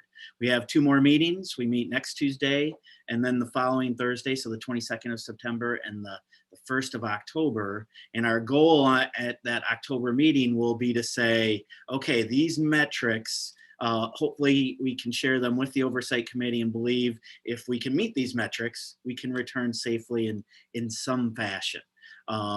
So that's really our next meeting. We'll be digging into possible metrics. So when you hear metrics and you hear return to school, the first thing most people think of, and I do too, is all of those health metrics. What is the positivity rate? What is the how many per 100,000? What are those data points that are out there? And the state of Illinois, Cook County, and many IDPH are growing in how they share data. So we started to pull those pieces together to where we can see state data, region data, and now even down to zip code or town data. So you can start to see those pieces. So that would be one of our obvious key metrics, is what's the health status? I think another piece that goes with that, and what does it look like over time? I believe Mrs. Krinsky mentioned that piece. As many districts are looking at this, I think kind of the standards become, what do the last 10 days look like? And how far back is that data? Is the data a week old or is it up to date? Staffing also, I know, has already been mentioned. You know, what does a staffing metric look like? How many staff do we need that can be able to be in our buildings to be able to meet our in-person need? And that's not just teaching staff. We have office staff, we have custodians, we have support staff. We need to be able to staff our buildings and at the same time continue with remote for families who are looking at that as an option. The operations piece, as Dr. Ossel mentioned, self-certification is a must, it's required. You know, we don't, and the committee, even members of the advisory group even mentioned this, we want to make sure we get that data and it's accurate. That's a daily piece of information you have to have. So how do we ensure we collect that, it's accurate for kids? Grove Junior High has 900 kids, let's say 500 return. They can't look for 100 kids a day to see and check in on them and find them before they enter the building. So we really need a solid self-certification process. All of the quarantine, check, documentation pieces connected to the health office is part of that operations piece. PPE, we were very proactive. We're stocked, we're supplied, but we need to maintain that. So is that part of that metric? And again, these are discussion items. We have some ideas connected to it. And then the last piece really, I don't know that it's a metric exactly, but how do we bring the kids back into the mix? And how do we prioritize that piece? From whether that's parent choice or our students who aren't making progress at home, or our IEPs. You know, the state was very clear in prioritizing with IEP students, EL students, homeless students, and different things like that. And I know we're all thinking about kids throughout this piece, but it's easy to lose track of that. And I appreciate, you know, all the comments coming back to kids. So our next step, I've been pulling all this data together. I'll be sharing it with the group hopefully tomorrow, and they have a chance to study for the next week. and start to get their thoughts down. And then we'll dig into some possible metrics and considerations and start to pull a recommendation together. I will say the group was, very engaged, very respectful of each other. I think just about everyone had a chance to speak, and that was one of our norms very clearly. And it is I really appreciate an opportunity to connect with our community as a whole to help with this process. Again, they're not deciding. We were really clear with the group. You're not making the decision, but you're going to provide the oversight committee with a recommendation or some solid data to use as part of the discussion process. Thank you, Tom. I listened in on the meeting. I think there were 22 people, including myself, that participated in that Zoom. So it's again, a larger committee with, I think, a representation that represents our different cohorts of school and then staff. So it was a very good meeting. As I mentioned earlier, the plan teams, at the same time, they're providing planning elements, and Tom has been sharing and will share the updates from the plan teams with this committee as well, so they have an idea of what's happening behind the scenes. So right now, next steps for instruction, they're looking at perspective models for return in person. One challenge will be providing lunches safely, and we're not certain that we have a solution for that, considering there may be 45 to 50% of our students electing for in-person. So once we ask parents to share their preference or update their preference, we'll have a better idea of if we can develop a plan that will safely allow us to do in-person lunch for a number of kids safely. So again, that could be something that might impact our approach to bringing kids back to in-person. We may have to design a schedule for in-person around that. That won't necessarily stop us from doing in-person, but it again presents a challenge that we have to figure out. We also are determining adjustments to the remote model based on some of the survey data. Again, we're looking closely at the balance between synchronous instruction and asynchronous. We want to make sure that we're not burning out our teachers or our students with a heavy dose of synchronous instruction or too much instruction. So that feedback will help guide any tweaks that we make to our remote learning model in the upcoming weeks. Same thing with the as I mentioned, with the parent update and preference. We will be doing that this month. We think we've got about 4 to 6 weeks to do all of our planning to make that decision by October 7th to begin to bring kids back to school in late October and early November. So again, instruction teams are working on those areas. Health and safety, Tom and Katie both talked about the importance of the self-certification and having a procedure in place so that we have our families indicating that their children who select in person are coming to school free of symptoms and self-certifying them. We have to have an efficient way to do that so that we're not trying to call parents throughout the course of the morning to get the certification done.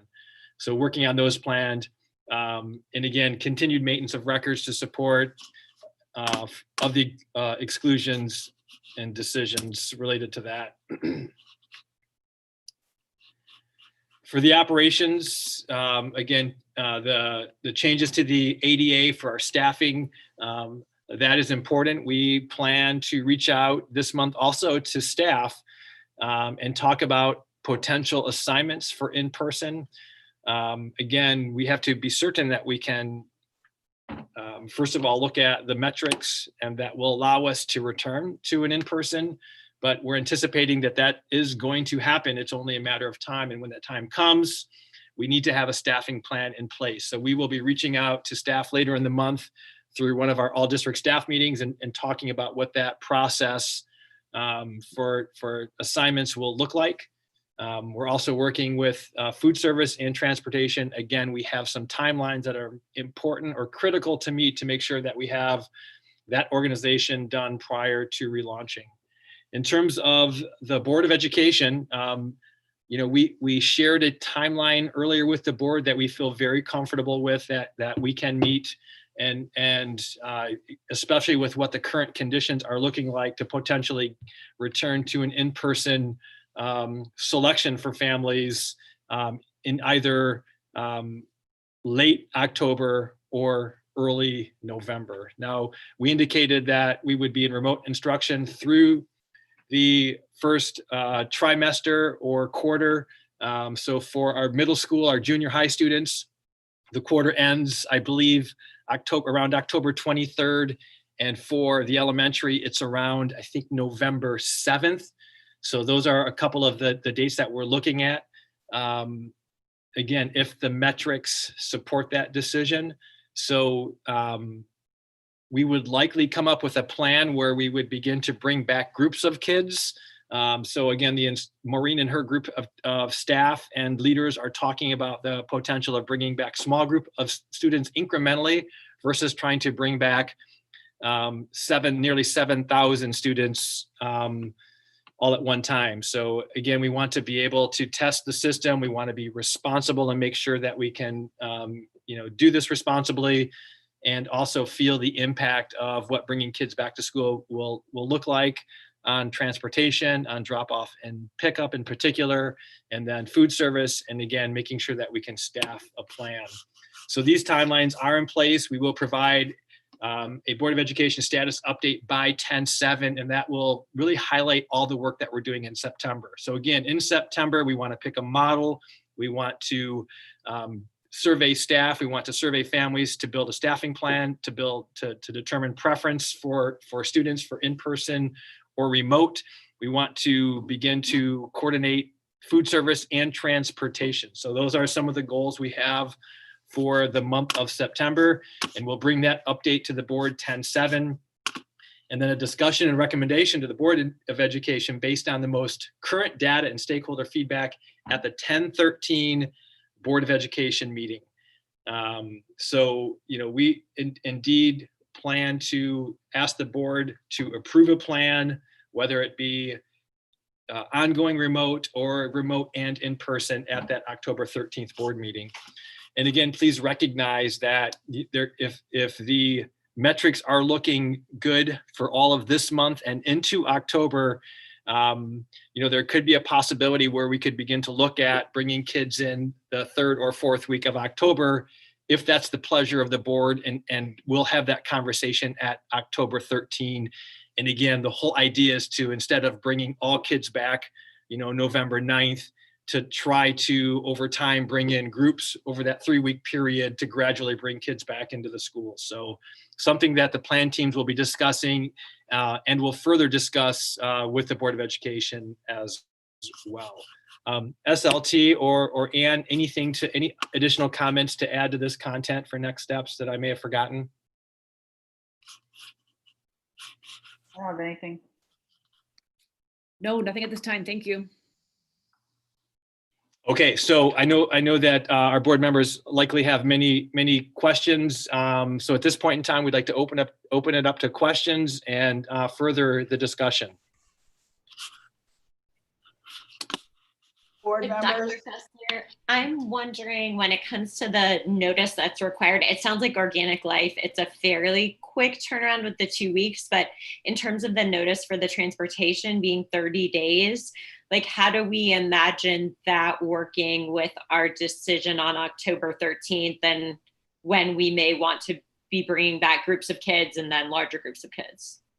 I'll let Ron address this, because Ron and I discussed this a couple of weeks ago and began talking to transportation already to get to some of those decisions. So Ron, if you wouldn't mind, could you respond to that question, please?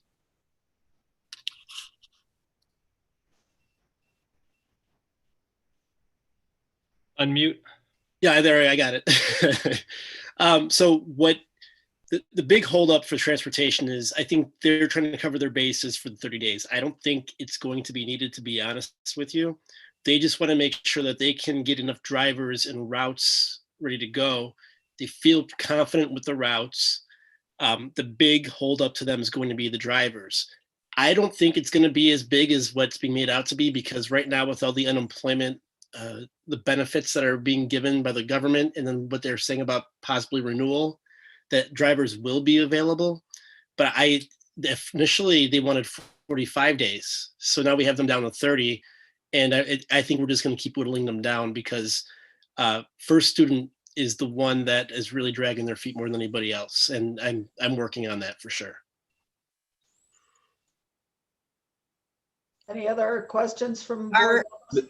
Janice, this is Patty. Are we going to try and do this in phases, like have the younger kids back into the classrooms first? Are we going to try a hybrid approach? What are we going to be doing as we start to roll back in? I mean, there's so many logistics that are going to go along with trying to get this to run smoothly. I just want to know what pieces we're going to try and start with to make it as effortless as possible to try. And if we are going to go back in, be able to do it smoothly. Yeah, I'm sorry, I must not have said that clearly, but I thought that I mentioned that a few times in the presentation that there could be a possibility that in even as soon as late October, we begin to look at who the neediest students are and phase them back in. Because as I stated, I don't know that on November 9th, we want to bring back, nearly 7,000 students. So No. And I realize that's your plan, is not to flood the schools, because I think we all agree that would be a really bad idea. But I was just trying to think which, I'm thinking sped kids are probably with the most urgent need. And then the younger ones going back after that. But I'm also wondering if, depending on how we go back, if we're going to have the teachers that we need, depending on where the stronger numbers are going to be, because we don't know right now if it's going to be more remote or more in person yet, until we get the statistics from the parents that are going to actually be involved in the process. Does that make sense? So yeah, however we work out the plan to return in the model, we absolutely will identify groups of students that we think would benefit first. So like many of our surrounding school districts that are also looking at plans to bring kids back in October and November, they're looking at potentially primary age kids, K1, K2 at the elementary buildings, and then 6th grade at the middle school. But again, we will collect that information to determine what the preferences of our parents are. And I'm very curious to see that. Before we started the remote learning, the last survey data that we had that was had a significant response was 55-45. So 55% of our parents wanted in-person instruction, 45 wanted remote. So I anticipate that there will still be a strong number of parents that will want a remote option. But Patty, I'm also curious to see what the updated information will be. And going back to your question, Courtney, with the transportation piece, we feel pretty confident that by the end of September, we'll have a strong indication of our direction for October and November, and we'll be able to share that with our transportation company, as well as we continue to update the board through our Friday updates. So you guys, it's not like, we're only talking about this once a month. So you're getting regular updates on the process and the progress and the decision-making process. Thank you. Dr. Fessler, this is Chris Godlevich here. Two questions. One, given the next board meeting's a month away, and there's obviously, there's action at that board meeting, and then there's another 30 days possibly from the food service, the bus service. Can we move, or should we move the board meeting up to the next week or two out to take action? So we're not an impediment to progress? We have a board meeting on the 28th, Chris. It's a committee of the whole. So if it's and it is a discussion topic in a couple of points. So we can absolutely talk about if the board would like that to be a part of the discussion topic, we can do that. The board just needs to give me their pleasure. We don't have to actually have board action in terms of an official vote.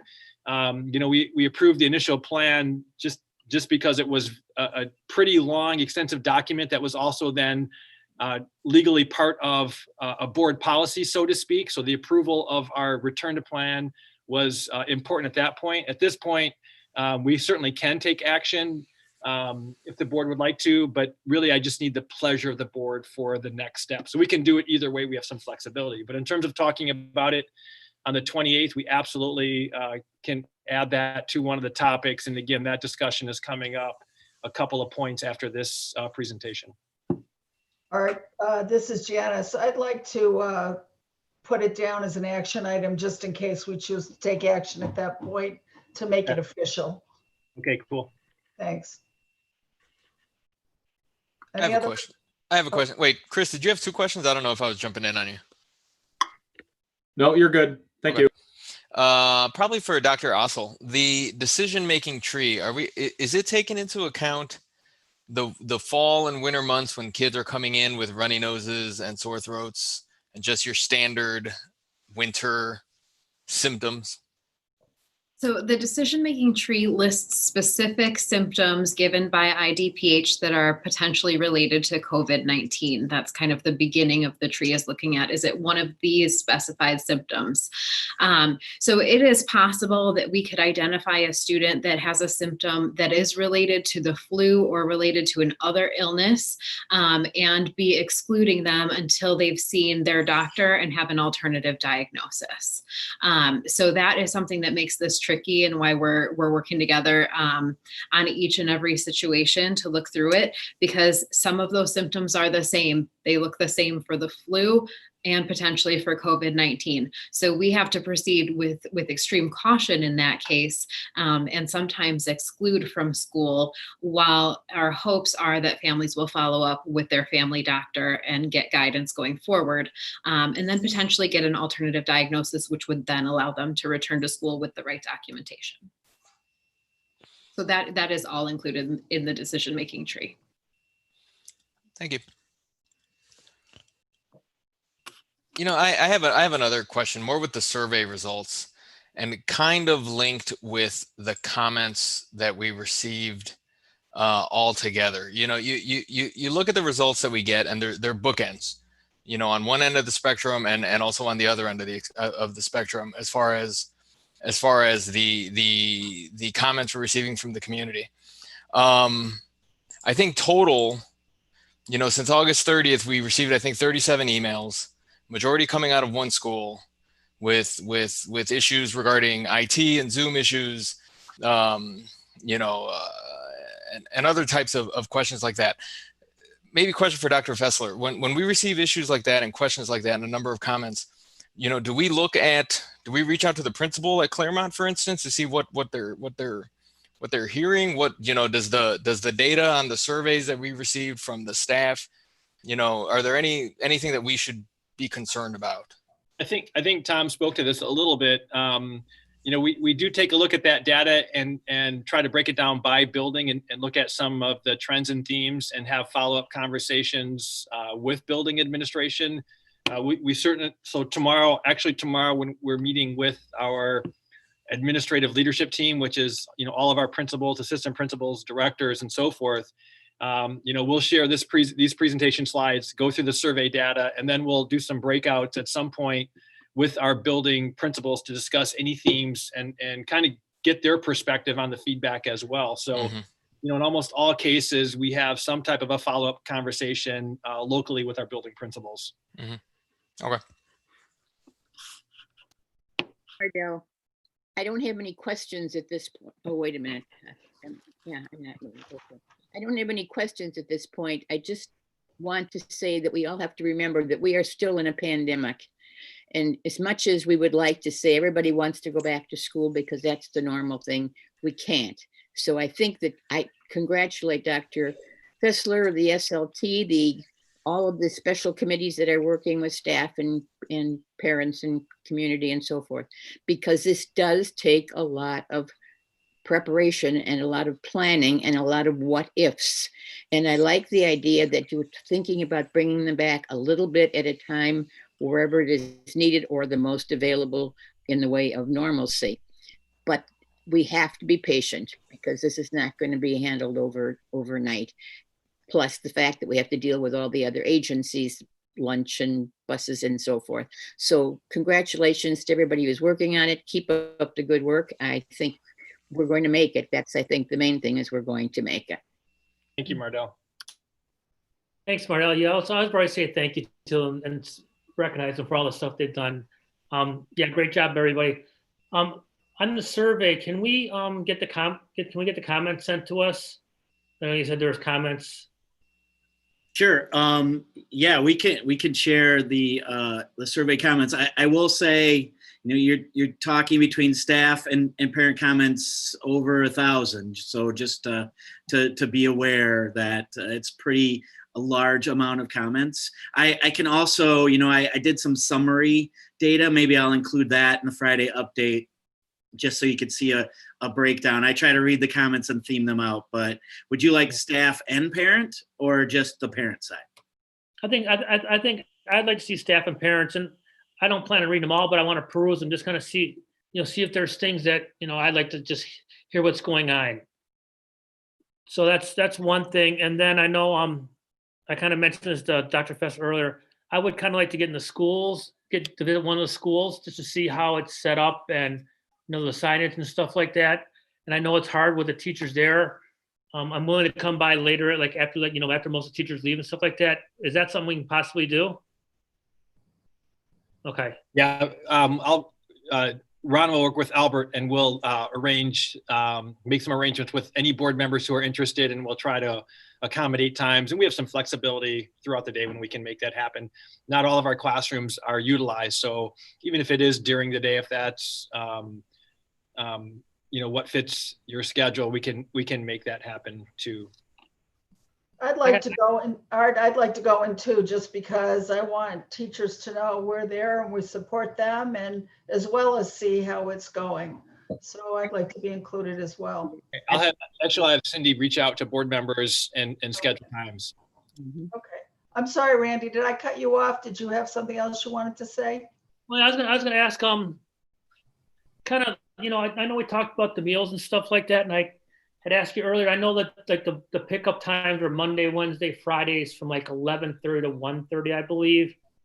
How many meals are we distributing would be the question. And then are we able to reach most of the families? Because I mean, with parents helping with the learning, they're remotely and there's, only a certain amount of time for lunch. Are enough families able to get out, or is it something that maybe we need to arrange some sort of like evening times as well too for potential pickups? That's a great question, and board members and even family members have asked about that. I did ask Ron to look at that, and we are limited to the times that we can serve lunch outside of the school day. Ron, you want to fill in the details for that, please?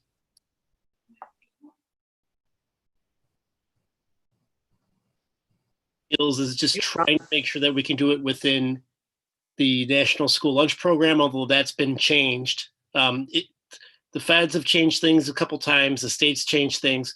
So we've been trying to, we're trying to adjust to a grab and go and reevaluating the mornings. I know we did that already, and we were seeing numbers, but I can, at the next update, I can get you actual numbers to show you how things are going. I think we are seeing some improvement the last couple weeks, but I'd like to show you the numbers instead. Can I ask, as far as the meals go, I saw that somebody had mentioned that another district was like giving their meals all in one day for the week. Would that be something that we would consider that might make it easier for parents and for the district? Is that possible? To be honest with you, Patty, anything is possible. I think the one solution or the one issue that we could have is that if the food maybe, depending on what's being served, how long it would take for it to spoil.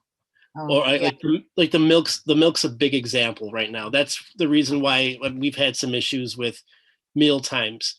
Part of the way for us to be able to get any sort of credit towards the federal reimbursement is by serving milk. And it's hard. our hot box, like the little boxes that we put the milk in, and even in the buses, it's gone as planned. The other thing is too, for the meals that we can give to children, we want to be there enough, I think, too, just so that not only is it fresh, but they know that we're there and we're there to help them. Because you're right, it would be real easy to just say, okay, shoot it all out in one day. But what if one day isn't good enough? Or maybe what if that one time for that week, they can't make it? So Right. we want to be as available as we can be within the jurisdiction of the federal government. I get it. Thank you. Of course. Dr. Fessler, a follow-up question related to gathering the parent feedback. So I recall in some previous instances when we've done this, I've seen some parent emails come in with frustration, and it's this fine line to walk, but it's been this frustration in the past sometimes of how can I make this decision of whether I want to go in person or remote without knowing a certain level of details of what the in-person will entail. So I guess I'm wondering what we're thinking parents will be presented with in order to make that decision, like sort of what the trigger is for, okay, now we're ready to ask this question of the parents. What info will they have in making that decision? We plan to share the model. So this will be the model. And then we plan to ask 3 questions. We're working Maureen's team. She brought a draft to the oversight committee team or the SLT committee team today. The questions for the parents are interesting because, will you select remote? Will you select in person? And then the third question may be, if you have to change teachers, what will your selection be? Because we do anticipate that up to 20%, maybe even 30% of our families could be impacted with a new teacher depending on our staffing plan.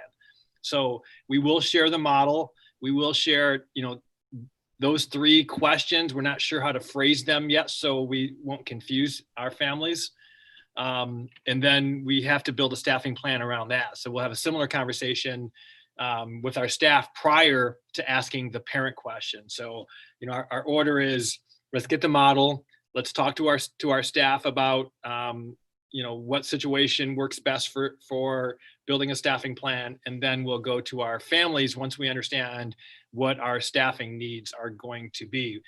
There could be some cases where we have to come to the board and say we need to hire additional staff, and it could be custodians, it could be parapros for supervision.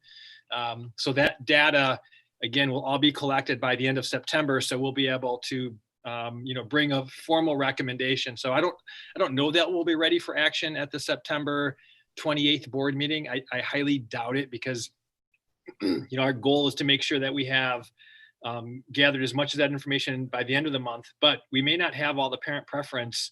So we have conferences in early October. So that is kind of our drop dead deadline to get parent preference. Otherwise, if we can't gather that, we'll assume and we'll notify parents that you'll stay in the remote option. That's our best thinking right now in terms of the plan. Thank you. I appreciate that. Sounds like you're doing a really good job. One comment I'd like to make, though, about the questions. If you don't know yet whether or not you are looking at full in-person or hybrid, you might want to ask a question about that. If we are forced to go to hybrid, do you still want in-person? Or vice versa, maybe they'll change from remote to in-person if it's hybrid. Yeah, I've asked Maureen to again, we don't have the parent response, but even if it holds true to what we had initially, that 55-45, we think we can run an everyday model. It may not be a full day model. We may have to look at some type of, again, lunch will be a challenge. So it may be a model where we have, 4 hours in the morning and then send kids home with a grab and go lunch and breakfast and then have asynchronous in the afternoon. So that would be something to consider. Now, again, the plan teams have a lot of conversations to have around this, but what we have heard loud and clear is that the parents that want their kids in school want their kids in school every day. So a hybrid model where they're in school 2 days a week and 1 day asynchronous or 3 days asynchronous, that may not meet the interest of all of our families. We know that when we surveyed our parents, at least 1,000 families responded that a significant reason they want in person is for childcare. So we also have to take a look at that consideration as well. In the end, we will come up with a plan that we think is safe. Janice had sent me an email last night, and I know that you've been very busy, Janice, working through things these last couple of days. But, one of her questions is, are you aware of other school districts who are in session, and what type of challenges are they having? And there are a number, not a lot, but there are a number of school districts, public, that are in session with some type of a hybrid model.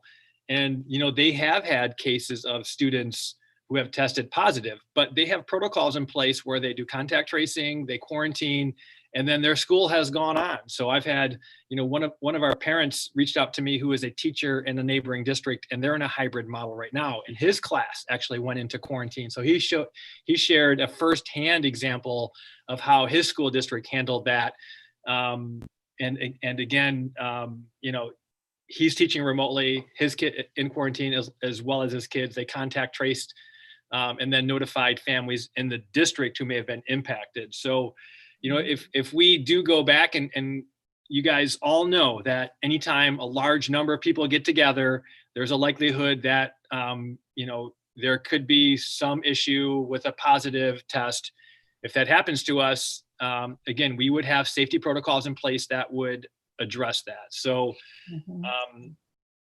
again, just wanted to share that. Janice had asked that question. I thought it was a very relevant question. Yeah, I'd heard from a couple of the parochial schools as well. Somebody who has children at both Wayside and Viator, and they've both had cases, and they've all been, for Wayside, it was 2 staff members, and for Viator, it was 6 students, 5 who went to a party together. So, they're trying to do everything they can to keep everything under control, but I think we're better off than having to deal with high school kids. So at least we have that in our favor. Dr. Fessler, no, we're not going to be hitting the ground running, and I don't think anybody's expecting to do that. But given these phase-in suggestions and ramping up, getting kids back in class, and some of the experience shares you had, it sounds like you and your team are fairly comfortable once we're back in class that you can't avert COVID. It'll happen. There's procedures to follow, and it sounds like you're comfortable going through that. Is that correct? Well, I wouldn't use the word comfortable, but again, we will be prepared. I think that, sure. that prepared. That's fine.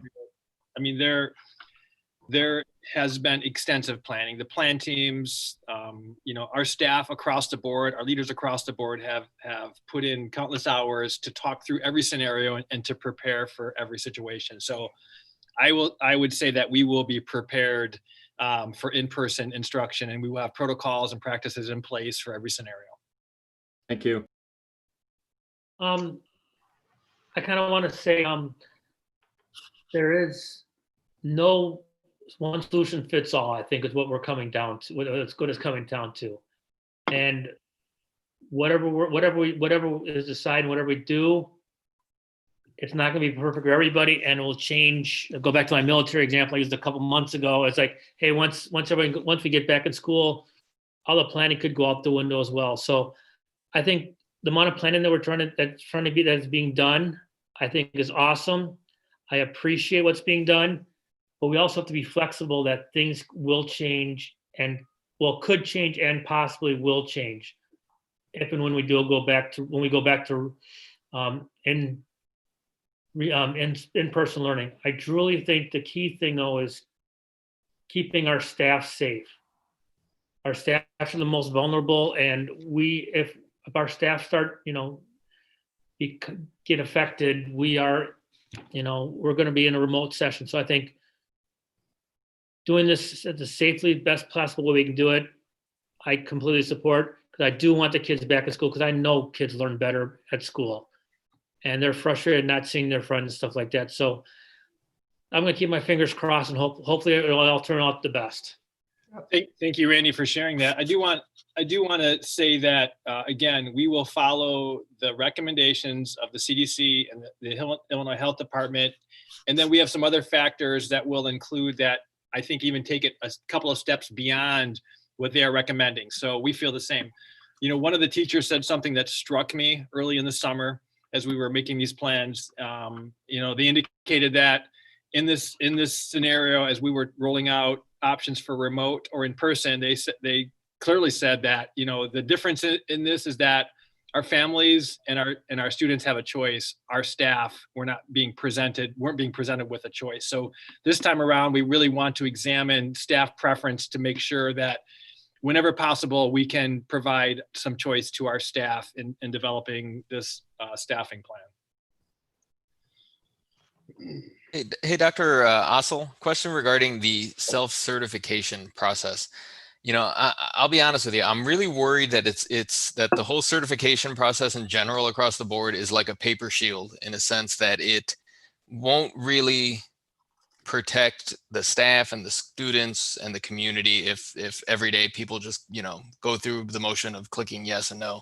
But do we know right now what the plan is if students do not self-certify? Are they not allowed in the building? Are we going to have to chase daily, you know, hundreds of phone calls to get answers on the certification? So that is exactly the challenge right now. That's what we're trying to solve. And there are different models of student self-certification out there. We're also trying to learn from some other districts and what they're doing, because the reality is that if we use an electronic form to have students self-certify, their parents are filling that form out the night before or the morning of. There would need to be a cutoff time in the morning. So say the parent has to have it filled out by 7 a.m., the day that child will attend in person. The role of the school staff then at that point will be to run a report that indicates who's filled it out and who's not filled it out, and try our best to catch the students who haven't filled it out at the door before they enter the school. And then we would potentially do a temperature scan and symptom check with the student or call the parent. That just seems like so much work. Sorry to interrupt, but it just seems like impossible to work out, and finding these kids before they enter the building. It just doesn't seem workable. It is logistically a challenge for sure. I think, you know, something that I'm learning is that I have a colleague in a fairly large elementary school that is running a hybrid model right now. It's an 800 student school, and they have 500 students who opted in for in-person instruction.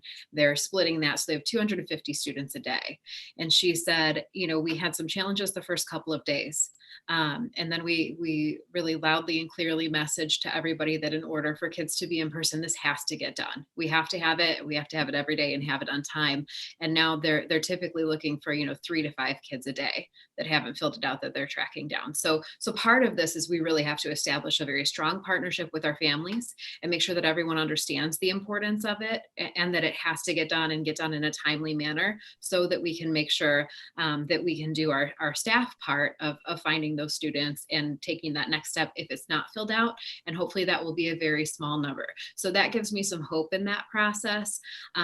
And there are some districts that are planning for paper, or that are implementing right now paper forms for self-certification, so that the student physically has it and can show it at the door, rather than opting for the electronic survey. So those are the questions that we're asking in our group right now, of what truly logistically is going to make this feasible, because it can be a huge challenge with the timing and the manpower to make sure that we are kind of intercepting students who haven't yet filled it out at the door prior to entering the building, and responding appropriately with it. So I fully agree with you. Do the staff need to self-certify as well? The staff are self-certifying and have been since the beginning of the school year. We have the option to self-certify using Skyward, which we'll be working on going forward. Right now, they're using a Google form. Either one works just fine. And that has been something that, you know, you need a week or so to get used to. And then you set yourself a reminder and make sure you do it when your reminder goes off, and figure that out. And we have our staff self-certifying, and supervisors following up as needed. Right. Okay. If there's no other questions, I have a comment. I want to thank, as Randy did and others, that the work of the SLT and the plan teams and everybody else that has been working so hard to figure out how to move forward, both in remote and in the future. You guys have done an amazing job in a very thankless world right now with a lot of unknowns. And I also want to echo the comments of board members Ann Wing and Maureen Maccabee. I am so proud of our teachers, our ESPs, our special ed, tech, social workers, psychologists, office staff, coaches, everybody who's out there. The ESPs, I think I said them already, and anyone else that I've missed, because you've really shown such dedication and commitment and care and professionalism through this entire process. And many parents are impressed and are satisfied with your work. Even virtually all the parents who want to go back to in-person were very clear to say how hard you all work. So I want you to know that. The rest of the board believes that, and we're all very grateful to you. So keep it up, and we couldn't be prouder. Thank you, Janice. One thing from Ardell, just to finish up, I agree with Robert. I do believe that, Katie, that you have probably the biggest job of all to be sure that the self-certification is true. And that we really must make a great impression on the parents that the children must be honest, and they must be honest. Okay. All right, I think we're on to 6.0 discussion items. All right. So the next report would be an update for the finance and facilities planning. A lot of this derives from the finance and facilities committees, which are represented by Randy, Robert, and Mardell. So Ron is going to, and Albert are going to walk through some of the updates, and then board members, please feel free to interject or add any commentary as necessary. So we'll begin with an update for our projects for phase 1 and phase 2. So Ron will start off the presentation. Ron?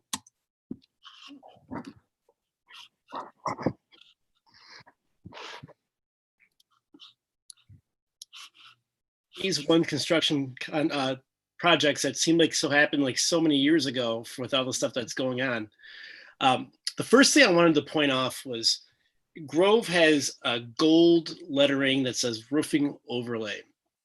I don't want anybody to forget the $4.4 million that was saved, and it allowed us to do more work that really did a lot of good for the district. And not only that, it would leak into phase 2, which we'll talk about shortly. But if you look at the different items that we've done, it's a lot of HVAC work. If you talk about boilers and chillers, cooling towers, there are ways to keep the environment within classrooms nice, hot or cold, depending on what's needed. And it also gave us an opportunity to make sure things are updated for, of all times, with COVID, and ensuring that, reassessing our filters, seeing everything was up to date. We also replaced our building automated systems on new mechanical equipment, so it was easier for the staff to change temperatures. Albert does a phenomenal job with his team. They all have laptops where they can actually change the temperature of each individual classroom from their homes or from wherever. And it actually saves us a decent amount of energy. With energy savings, it's great. So that if there is an issue, they can do it from the comfort of their own homes. Albert, do you want to add anything with phase 1? Just to yeah, I can go through. I like to just go through real quick. Good evening, everyone. I like to go through and just kind of give a quick status update as to phase 1 and what summer looked like for us here in the district. Real quickly, I can just state that in regards to asphalt replacement and or seal coating, 100% complete at Bird, Forest View, Grove, and at Holmes. I can say that in regards to rooftop replacement and or overlays, we are 100% complete also at Bird, Devonshire, and at Grove. In regards to our HVAC systems, at Bird, we replaced our boilers, our chillers, and rooftop units, and they're complete, they're installed, and they're operational. The same can be said for Brentwood. We replaced boilers and chillers at Brentwood, and those are also complete and operational. Devonshire, the boiler system was replaced, and we're looking at startup for that boiler this coming Monday. So that's real good news. And then In regards to Forest View, there were some rooftop units that were replaced. They're installed, complete and operational. Grove, we replaced a chiller. We also replaced rooftop units. They've been installed, they're operational. Ridge, we have a boiler that's gonna be started up this week. We also replaced the chiller there. And then at Rupley, we had quite a bit of work done at Rupley. We had boiler replacements, we had a chiller replacement, we had a cooling tower that was installed. We had to actually remove portion of the roof to put that back to get this all completed. So those are all part of phase one work. So quite a bit of work that was done over the summer. Phase one. Board members, any comments who are on the committee? I think it's a great job. I'm really pleased with everything that you've been reporting and that we've seen, and being ahead of schedule, and that CTS seems to be doing an amazing job for us. They have. Randy, do you want to speak to it first? Randy, no? I'm sorry, Mardell? I said, would you like to speak to it, Randy? Randy Reed, are you interested? All right, well then let me speak to it. I'm not going to review it. Albert did. Albert covered everything. I mean, that's a lot. The key thing is both phase one and phase two, we did a lot of HVAC work, which, you know, hindsight, with what's going on with the pandemic, was a good thing to get that stuff done. It's going to help keep our rooms and our students and our staff safer by having these upgraded systems. So by being able to better maintain the classroom air quality will be a good benefit for getting our kids back in school and keeping our kids back in school and keeping our staff safe. Thanks, Randy. And I just wanted to say also that I'm going to accompany Albert out to a couple of the schools, and we're looking at some of the work that is still to be done and other things that are being considered in the way of Park District projects. So we're keeping on top of it, and I'm happy that there are 3 of us on the Finance Committee, and the Finance Committee meets first and it's followed by the Facilities Committee. So we're on both committees. So they work very closely together because they're all spending the district money and Brian is taking care of the money. Yeah, thanks board members for acting on behalf of the board in this capacity and making sure we're all kept up to date and everything is going as well as can possibly be expected. I definitely echo Janice. And Ron, I wondered if I could ask you just a clarifying question, and others may have understood and I missed it, but you mentioned something with regards to the filters and needing a custom filter. And I just wondered if you could explain that, because I didn't catch the full context in the earlier presentation. I can answer that, Ron, if you'd like.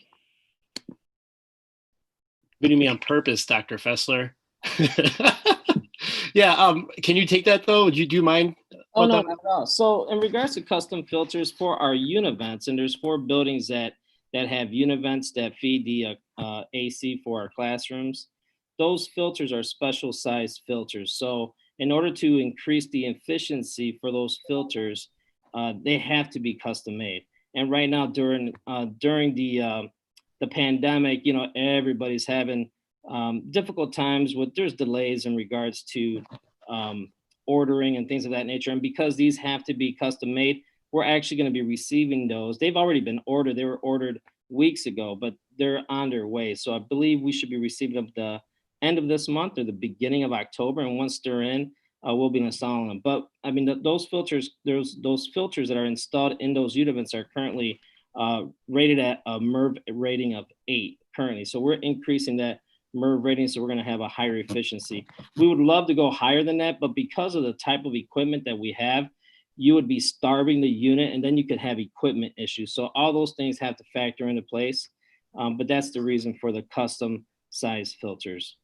Thanks so much. Thanks for the explanation, and thanks, Ron. Albert, would you continue to phase 2, please? Thank you. So in regards to phase 2, what's upcoming is work that we're hoping to be able to do possibly even as soon as this winter. And so there's work that we have in preparation. So starting at Grove, we will be replacing boilers. Now that we won't be doing this winter because it's already too late for that, but we will be doing like chiller replacements for over the winter. But at gross, I'm sorry.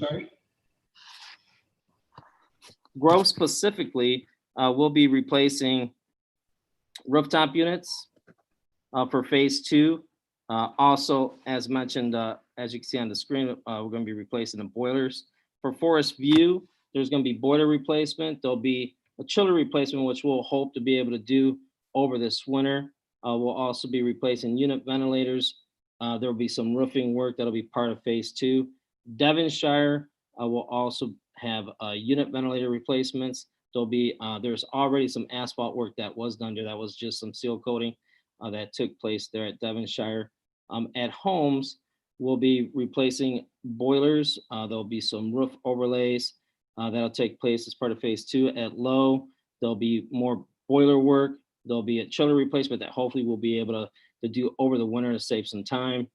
We'll also be replacing some roofing, and it'll be asphalt work. John Jay as well, same story with the boilers.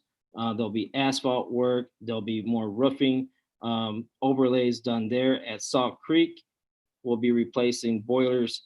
There'll be hopefully chiller replacement over the wintertime, and there'll be asphalt work over the summer. Friendship will also be again replacing more boilers. There'll be a chiller replacement, rooftop units. We'll also be replacing and overlaying roofing.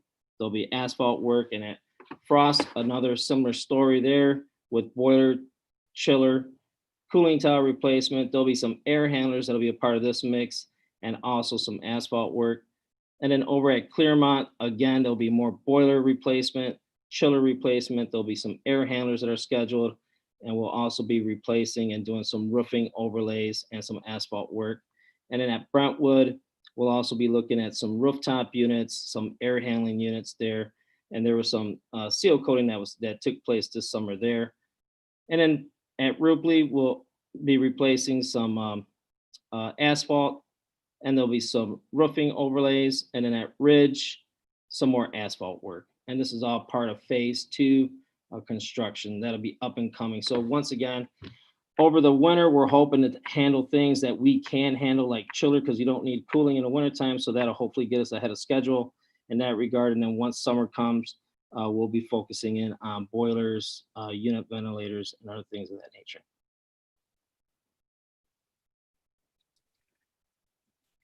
Thanks, Albert. Board members, any questions or follow-up from committee members? Quick question, Albert. If we're going to be doing chiller replacements and we're doing some overlays, is that something that's got to be done in conjunction, or is it the chillers aren't on the roof, are they? Yeah, that's a good question. No. So fortunately, no. Our chillers are separate from the roof. So the chillers that we'll be working on for the winter are separate. They're not on the roof at this point in time. Yeah. Hey, Albert, what's the timeline for phase 2 as far as everything being done? Is it next fall? 2021. Yeah, next summer. Yep, next fall. That's correct.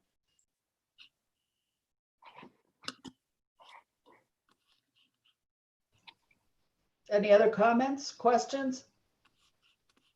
I think one thing that, if you look at the phase 2, there's three things highlighted in yellow. I think the key thing is the water main fix at Grove. Yes. That had to be replaced, and since we were tearing up the parking lot anyways, we moved that to get that done, so we didn't tear up our new parking lot that we put in. So that's part of the reason why the water main was done right away, so we didn't have to re-tear up the parking lot. Yeah, that was a good call. That was a good move to plan ahead for that, because we had several water main breaks, which obviously affects school, and so by doing that ahead of time, knowing that we were going to do the asphalt work, it just made sense to do that then.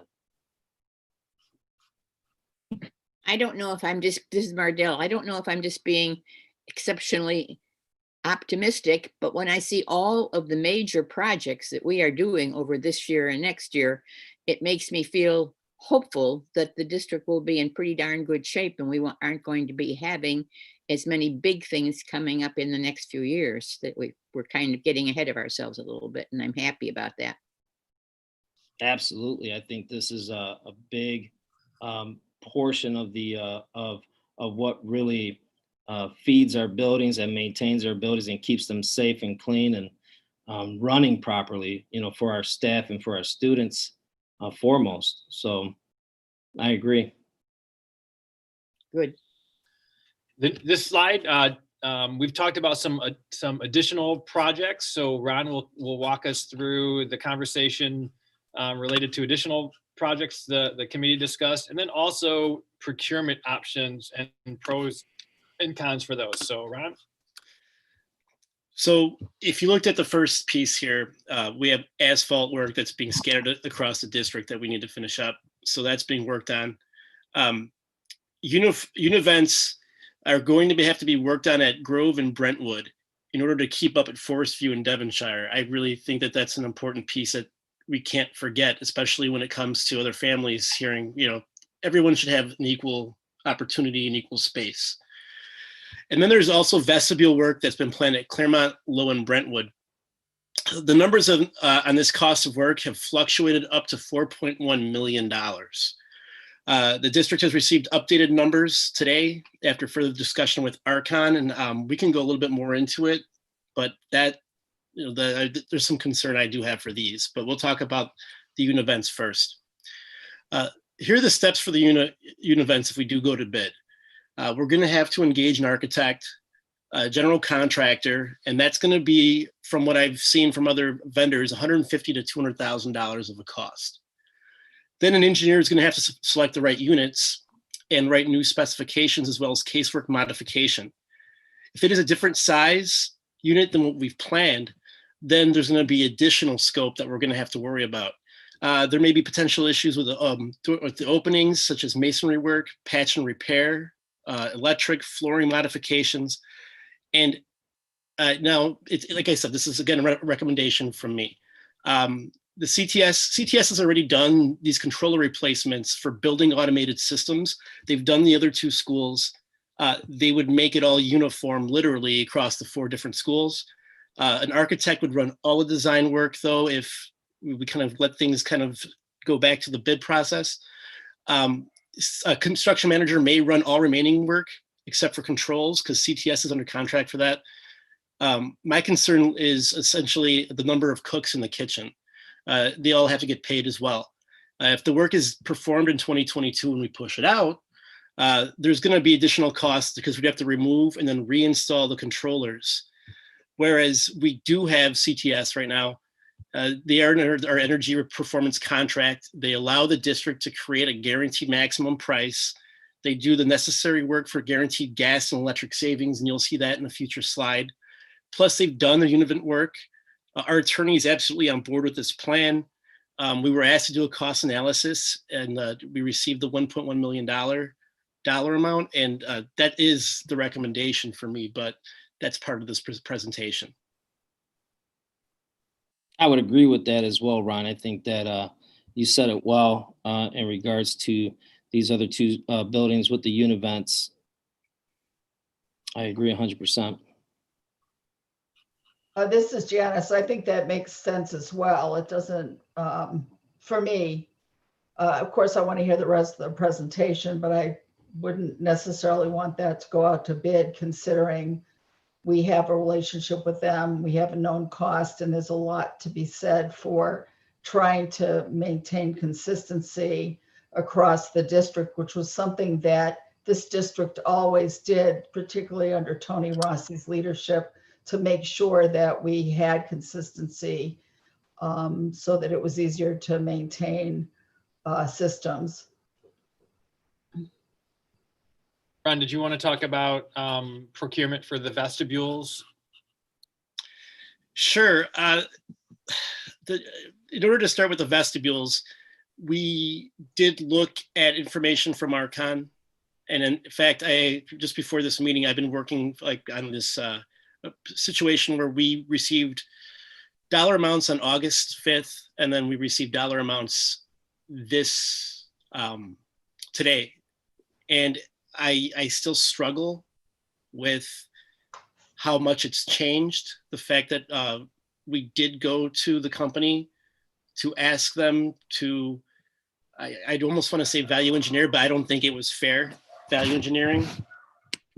It ended up being where it was initial $4.1 million, and now it's down to 3.464 is what they're quoting us at, but there are changes being made. However, an example of it would be if you look at electrical, and I can share this eventually. I'm not done with the document.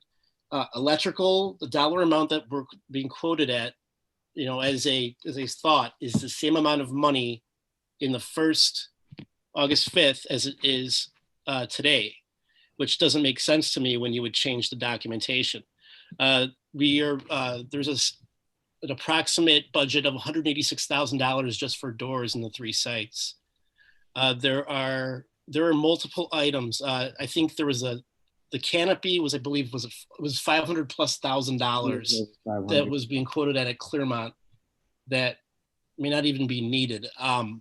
There's a lot of, I think, value, again, engineering that we need to do before we go out to bid for it in order to make sure that we are getting what we're asking for. Because when you give out those bid documents, people are quoting based on what are in those documents.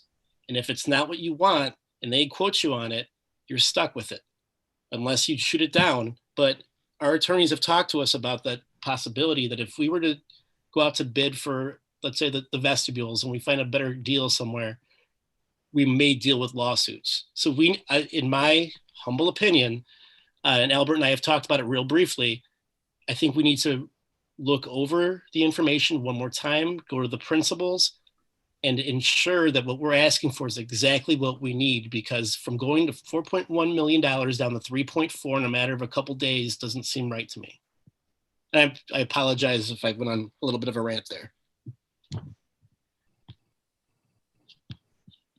Well, I think that's your job, is to look out for our best interests. And I think that's what you're doing. So I appreciate your candor and your attention to these details, because it really makes a lot of difference. The two of you, thank you.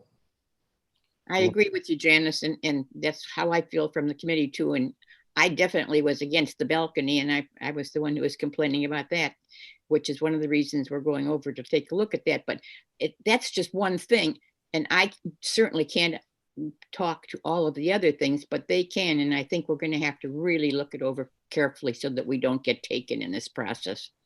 Yeah, I think, Ron, you weren't ranting, because I'm going to go on my little rant now too. I just looked at this bid of $3.4 million. I'm going to round down just to make my life easier. What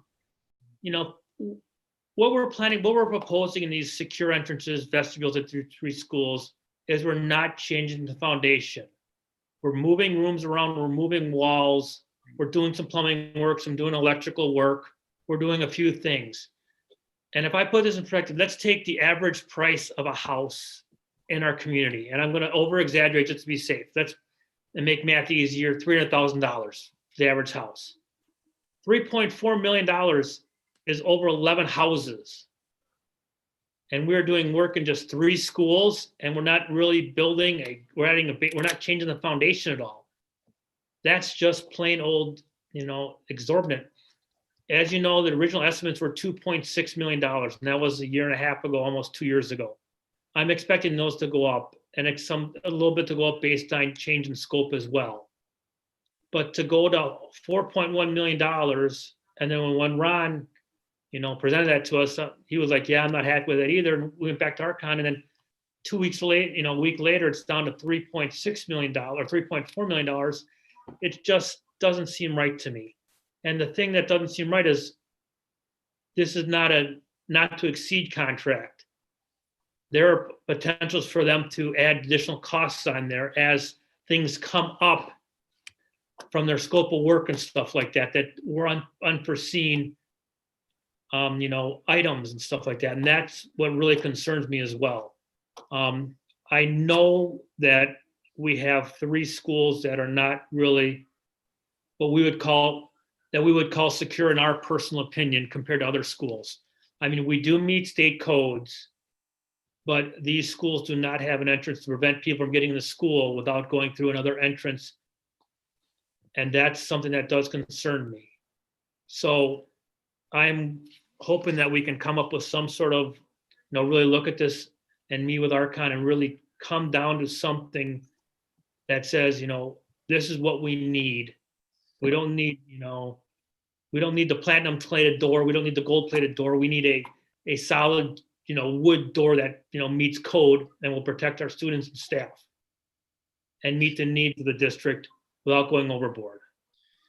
So that's where I kind of stand with this whole thing. So, if it takes another month or so to do that, I'm fine with that because I don't want to rush this. I want to make sure we get it right and we get the best price possible. And I do have an email from Archon that states that, the very latest they can go out to bid on this is the end of November. So they do have the time. And that's where I'd like them to take time into our budget numbers, just as much as they're taking time into trying to get us to do the job. Yeah. Brian, can you just answer if CTS has anything to do with this situation or how it has what the comparison is with it?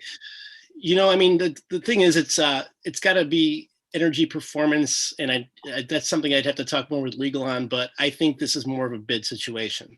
Okay, so we can't go to CTS for this then. Thank you.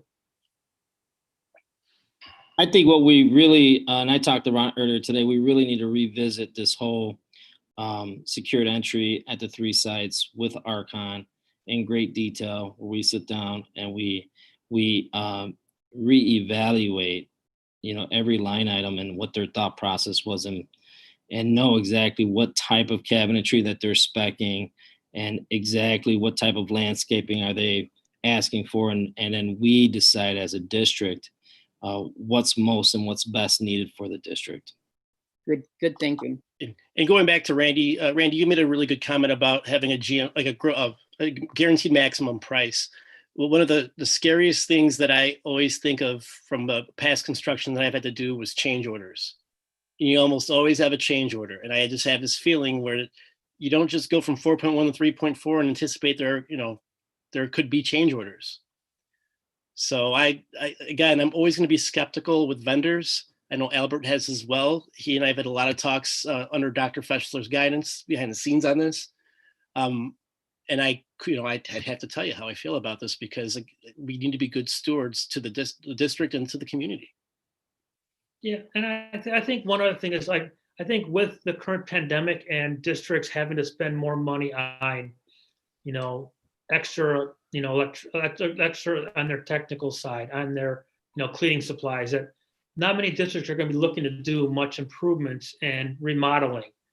So I'm thinking, I'm hoping that, hey, some places maybe cutting back on that to save, because of the potential expenses that they have coming down the pipe related to this whole pandemic, and they're incurring because of this pandemic, that there's not going to be a big, I'll say, a lot of districts needing a work to be done. And there's potential that some of the trades will want to get some business that they may not get anyways. And there'll be hopefully some possible savings that way as well. For sure. This is Janice again. Over the last, 3 years, we've been working with Archon. Before that, we were working with another architecture firm. Is there any thought been given to maybe establishing a relationship with someone else if we don't find this to be a satisfactory relationship? I don't know. I'm not saying that it is or it isn't. I'm just made me just think of that. The other architect on record for us is Leggett, but that is absolutely to the discretion of the Board of Education. So Mardell has expressed that thought on many times. So that would be up to the board. Typically, the business manager and the facilities director have that conversation to me, because they're the people typically working with the architect. So that relationship is important. Right. But that is an appropriate conversation at a facilities committee meeting. Sure, because I'm really very pleased with the architecture firm that NSSEO is using. I was really impressed with their ability. I was impressed with their other facilities. I think they're very reasonable and easy to work with. I know Julie has a good relationship with them. So, you know, there's certainly other firms out there that work in this area of schools. Yeah, Janice, I think that's a great, this is Randy, by the way. I should probably introduce myself every time before I speak. I think it's a great idea, Janice. Now, if we decide to look at another architect firm, would that be possible to get this stuff done in time to go out to bid for next summer? Would be a question. And then if we decide to go with another architect firm, are we willing to delay these secured entrances another year? I think that's something that the facility committee can't suggest, and I think that would be something that the board would have to talk about and decide. Well, interestingly, we probably want to have a conversation with our attorneys. We've invested a significant amount of money, as you know, in these drawings, and we would have to determine if we own them or how that would play out in terms of a transition. I think the committee. I think that Ron, and feel free to speak up, Ron. But you know, I think if we go back to Archon and can talk through not only the changes, but perhaps get some options for them. So like, you know, again, Randy, as you and I discussed this briefly, you know, the cost for doors and the cost just overall seems pretty exorbitant. So, you know, what are options for doors? Do we have to get the gold plated doors like you suggested, or are there just regular wooden doors or fire rated doors that we could use that are significantly cheaper? So we're pretty heavily invested into this. So I think it bodes well for us to have one more conversation to see if this is a project that they can complete before we have additional conversations. Art, I would agree with that. I wasn't necessarily suggesting that we switch right now, but if we don't find them to be as forthcoming, I know that when we pushed back with other projects with them, they certainly did find a way to cut the costs. So I would think that, and they did that with NSSEO as well, with, you know, the other company that I was thinking of. So I think they were going to be responsive because, you know, they have more at stake than we do with them. Then, if you don't mind me jumping into Dr. Fessler, I completely agree with you. In fact, Albert and I, again, we had a couple conversations before this meeting and going line item by line item to see, for them to explain. I want to hear why. Like, where did you come to that dollar amount?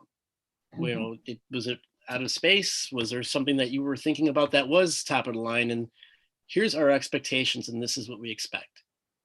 I love it. I'm glad you're on it, the two of you and our board members. Thank you, everyone. So just to summarize, we've got three areas here that we need to, the vestibules we need to do a little more work on.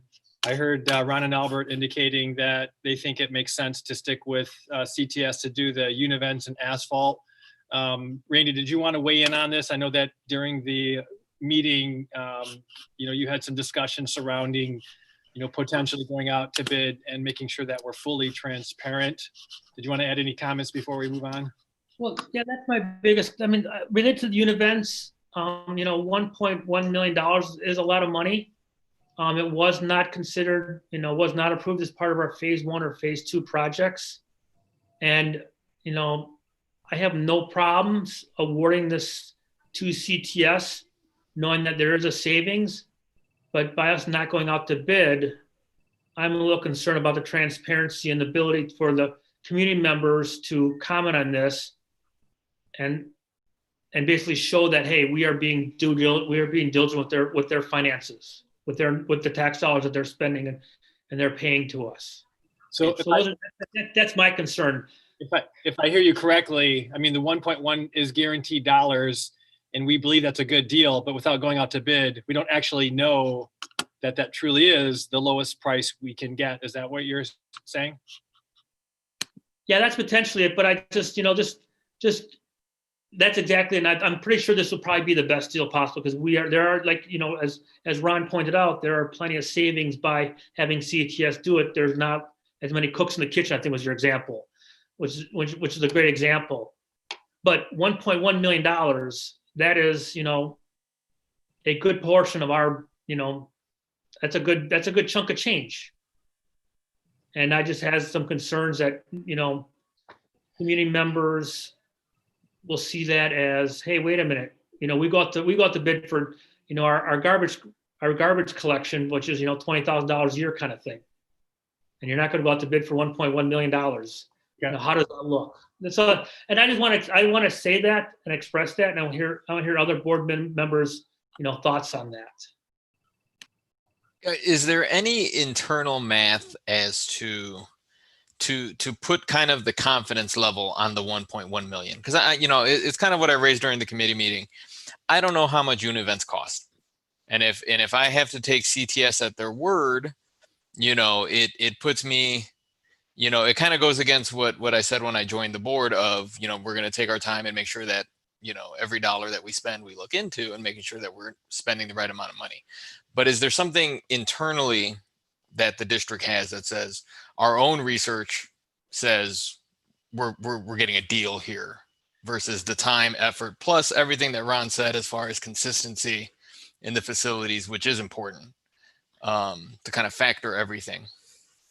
I can tell you that if we were to go out to bid for this, we're going to have to pay like another construction manager and architect just to get the bid results, to put that together, to make the drawings, to any like that. I mean, that alone right there is 150, I would say almost $200,000. That is management as well, around the construction management of overseeing these projects. That would have to be a part of it. That's correct. Maybe there's some way that, how we get sometimes preliminary estimates. Maybe there's somebody else that you could ask and see what they would come up with. No, Janice, yeah, we can try. The one concern again, and I'm not trying to again, this is me trying to be like Mr. Figure out the whole savings thing, is that if we were to tell somebody to try and make an estimate on that, they're going to have to go into our schools and we're going to have to pay them to draw up something. That's okay, forget it. And that's where so that's been our situation where CTS is already there. The manpower is already there. They already have preliminary drawings and estimates. I understand what Randy's saying about, wanting to be transparent, and certainly, in every case, we should, strive for that. But there's a real business and engineering case to be made for going ahead with CTS. And I think if we make that clear, or maybe it's an action item at our next board meeting or something, so that it's a clear record as to what we chose and why, then I would be perfectly satisfied to go with CTS. And we could put something, together for sure, because it's not just events. I mean, we're talking about casework, we're talking about painting, masonry, engineering, electrical. Yeah. We want to make sure we cover all of our bases. Correct. That makes sense. And they're already going to be doing it. They're already going to be doing this line of work, CTSs, in 2 of our buildings in regards to events. So keeping that standard, they're going to be working with the same manufacturing, and the buying power that they'll have, knowing if they were going to add on to it, that just, adds a little bit more to it. Yeah. And I think one of the main concerns I raised during the facilities committee meeting was adding, the vestibule work on top of all this, and CTS saying that they could just go ahead and do all the work, versus things that they're already doing, like you're talking about, versus vestibules that's kind of outside the scope. Mm-hmm. I'd agree with that, Robert. I think that makes sense to have that be part of the bid process, because it's a different, animal. Yeah, we agree with that too. Any other board members want to weigh in on this? Comment I have is, could Ron and Al explain how much money CTS has already saved us? Sure. Just based off of the roofing alone, that was a pretty penny. I mean, that $4.4 million contributed to dollars that were spent towards roofs and other buildings that we have, that now we don't have to worry about as much when we talk about our master plan. And I'm confident in that regard. So that, yeah, they have saved us money. Albert, what do you have to add? Oh, absolutely. I mean, just with the roofing alone, that's one of the reasons why we're able to move forward with these two other buildings in regards to the univent replacements. Was because of the savings that came out of just the change in the scope in regards to the roofs, and for CTS to think forward for us and to think of those things. I mean, I think it helped the district in that regard. So, and again, I think, since CTS already going to be working in two of our buildings, replacing univents with using the same manufacturer, same type of univent, they're already going to know. They know the process. They'll know what to be looking forward to in regards to the total replacement and what that's going to entail. So I think that is just a step ahead if we look at it in that sense. Thank you, guys. Let's not forget, Mardell, that when we first had the conversation about the work, it was $40 million. And CTS came in and we were able to reduce that initial estimate based on their guaranteed savings and actually sell a lesser amount of bonds last year. And that's exactly why I'm looking towards CTS to help us. And that's why I'm supporting you guys when you're talking about CTS, because I think they've done very well by us. And this is from a previous outsider's perspective, is based on what I've seen from the prior projects that were given by the district. They were over budget, and that wasn't, I mean, I don't know, whatever factors are whatever factors, but there are companies such as CTS that want to come in to 59, and that's where I think that's why you see savings at times. Are there any board members that are concerned or have reservations about this? Because otherwise I think they should bring it back for the next board meeting for action. Is it? I see your lips moving, Patty, but you're muted. All right, I'll unmute and I'll tell you I'm good. Okay, thank you, Patty. You're welcome. I see a thumbs up with Courtney. Chris, you're okay with it? Yep, thumbs up for Chris. All right, it looks like we've got a majority for sure. So thank you so much for that. Do you have more that you want to comment on regarding the vestibules at this point? Or are you going to go back and try to see what you can knock it down to for us? I'd recommend we go back and knock it down even further. I enjoy that. And, yeah, right. I do. I'm not kidding. But I also I want to thank Doug McMahon as well at CTS, because the guy's available 24/7, and that's another important thing for us. It's a customer service sort of situation. So he was on here too. I don't see him. It looks like he's dropped off now. Good. So there he is. He's waving. Oh. He's there. Hi, Doug. Yeah, he's we're lurking. He's lurking. Oh. So moving on to the next slide, just I wanted to make sure that the board recognizes that, we remember the directive that was provided last spring. I know, Patty, you were a real champion to make sure that we're building in capital projects into our fiscal year budget. So, taking those projected surpluses and actually adding them in as line items for capital projects. So we will absolutely do that, and then looking to utilize reserve dollars whenever necessary. At our next board meeting, Ron has a strategy for talking about how he wants to spread actually the usage of those dollars, or I'm sorry, the payment for those expenditures over FY 21 and 22, wow. so that we can, if we do have additional surpluses, we can only utilize our fund balance when necessary. So I thought that was a great suggestion on Ron's part.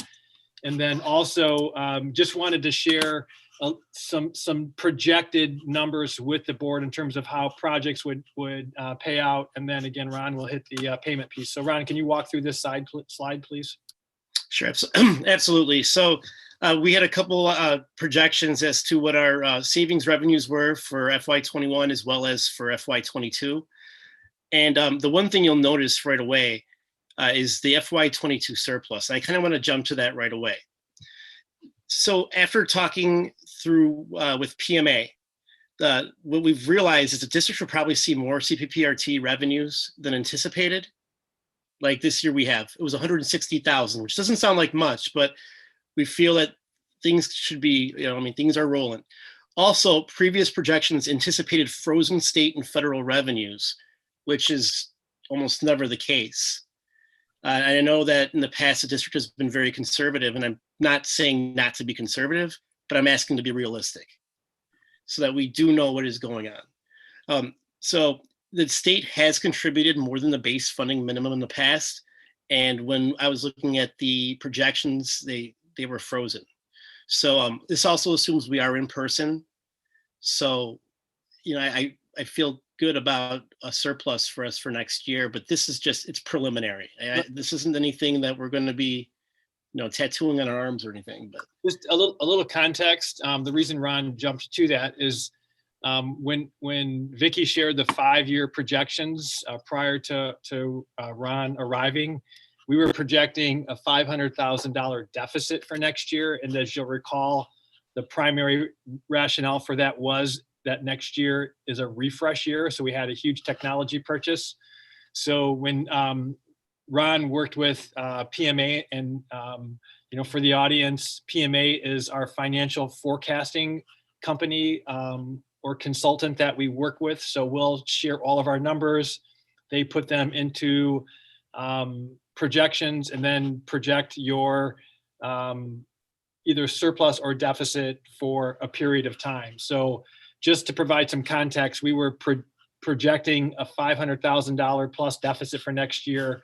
Instead, with the updated information that Ron has shared and with the consultation of PMA, next year, the 2022 projected surplus is 1.1 million. So that's a great celebration for the district.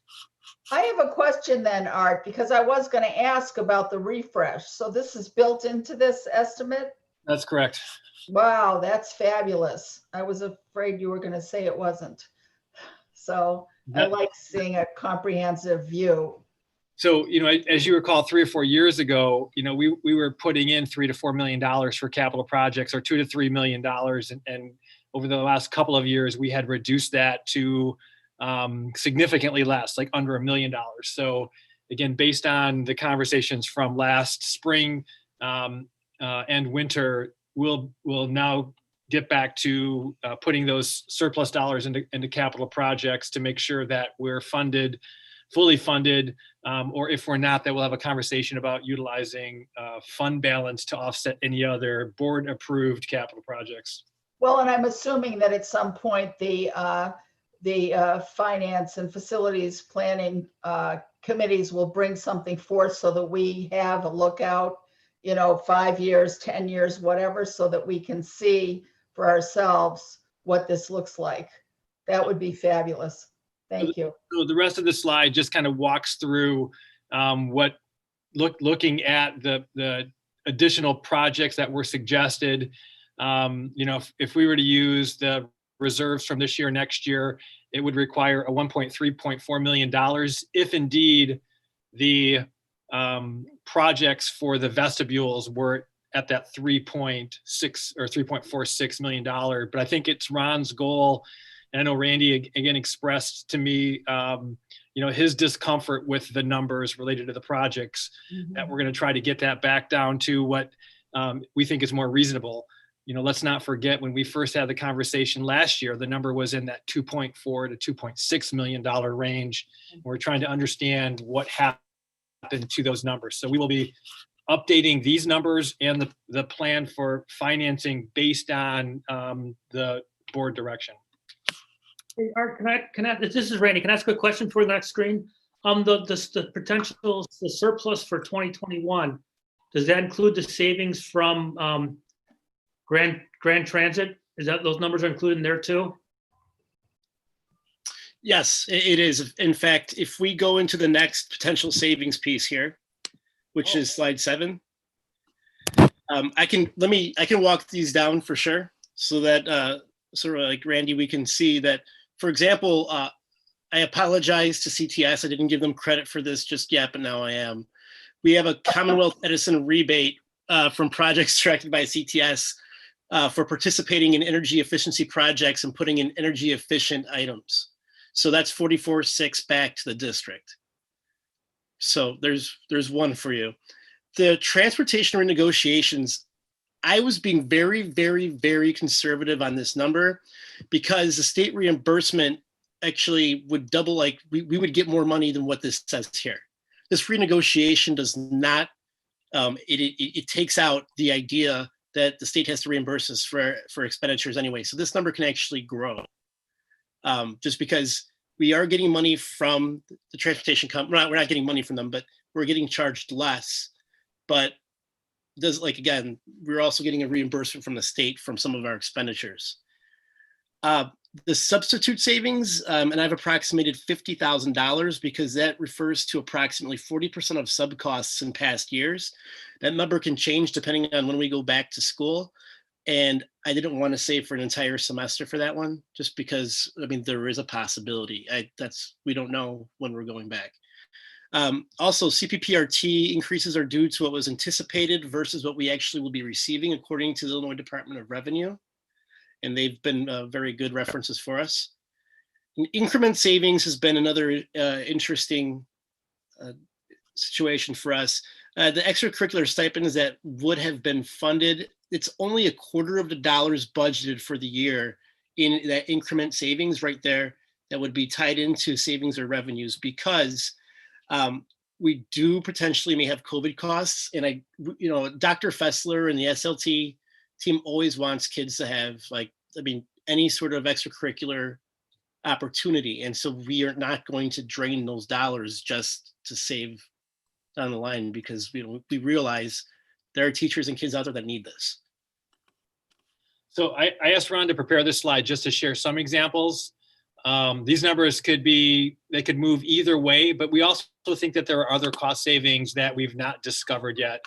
And then please also remember that we had already built in over $1 million for unexpected COVID expenses into the budget, which impacted this FY21 projected surplus. As you recall, last spring, that surplus was 1.5 or $1.6 million. So we backed out 1.1 million, or what was the full total, Ron, for the COVID expenses? $1.2 million. We backed out $1.2 million of the projected surplus for unexpected COVID costs. So that's not reflected in this except for the deduction from the projected surplus. So just wanted to give you some examples of how we got to the 1.8. We know that any of this could change in one direction or the other, and we also think that others could surface. We did not include potential increases in staffing. On the other hand, Ross shared with me today that we had several parapro positions that did not return, that we did not fill. So we have some flexibility in some areas for other expenditures as we move through the school year. Can I ask, what does the CPPRT actually stand for? Corporate personal property replacement taxes. It's based on a law that was they were trying to replace whatever the revenues were for corporations back in, based on like 1979 numbers. We can talk about it at the next finance committee meeting. Okay, yeah, that's like, a couple $100,000. Yeah, I love to learn more about it. So that's what I didn't know either. I'm glad you asked. So that's the overview of the recent work that we've done. It sounds like we've got some more work to do at our upcoming facilities and finance committee meetings. We hear the direction that we need to do a further examination and really work hard on the vestibule piece. And then in the near future, if not the 28th, then the October board meeting, we'll look for action to address the other additional work that we discussed, which would be the univents and the asphalt. I thought we'd agreed that we'd bring that to for at the meeting on the 28th in 2 weeks for approval, for going out to Dom to approve that project, to approve that. We can, unless there's if there's no significant time crunch, that's a committee of the whole meeting, and I was hoping to really focus all of our time on topics like we'll hit that discussion shortly. But we can bring action items, but I'd like to maximize that time as best we can. But it's certainly something we can do, and we can talk to CTS to see if there's, if that amount of time makes any difference. But happy to do that, Randy. I think we had a discussion about it. I think we've all agreed it's just be, we all agreed to it. Just do the actual action, which take 2 minutes. Well, whatever you agreed upon. I'd like to suggest that we try to step up the pace because it's already 10 and some of our board members and others have to get up early. Sorry to tell you, it's late. Cool, this was going to be a short meeting. Yeah, I did too, but oh well. Randy warned me. Do we have short meetings? We try. Do we have anything else on 6.01 facilities and finance planning? And if not, can we get to 6.02, preparing the tax levy and set the date? Of course. Ron, you want to walk through these next three? For sure. 6.02, I'm asking for the preparation of the 2020 tax levy and setting the date. So we're trying to just follow the truth in taxation law, because if estimated levy exceeds 105% of the amount extended from the preceding year, the district must follow specific public notification requirements. But we do the spirit of the truth in taxation law by complying with notification and public hearing regardless. Correct. So we'd like for administration to proceed with the preparation of the levy and to announce the public hearing for November 9th of 2020. Right. This is an annual event. Every year, yes, ma'am. Yep. But we're not going over 105%, are we? No. No. I don't think so. Okay, I guess 6.03. 6.03 is another one that's every single year. Mm-hmm. As it also requires an annual budget to be prepared by someone designated by the board, and it should be available to public inspection at least 30 days prior to final action. So what we were going to do is the board will designate the superintendent to cause a budget to be prepared for the 22 fiscal year. And we'll be looking at a fund balance policy, district strategic planning, any sort of enrollment planning, and so on and so forth. But this is just, again, it's a thing we do every year. All right, great.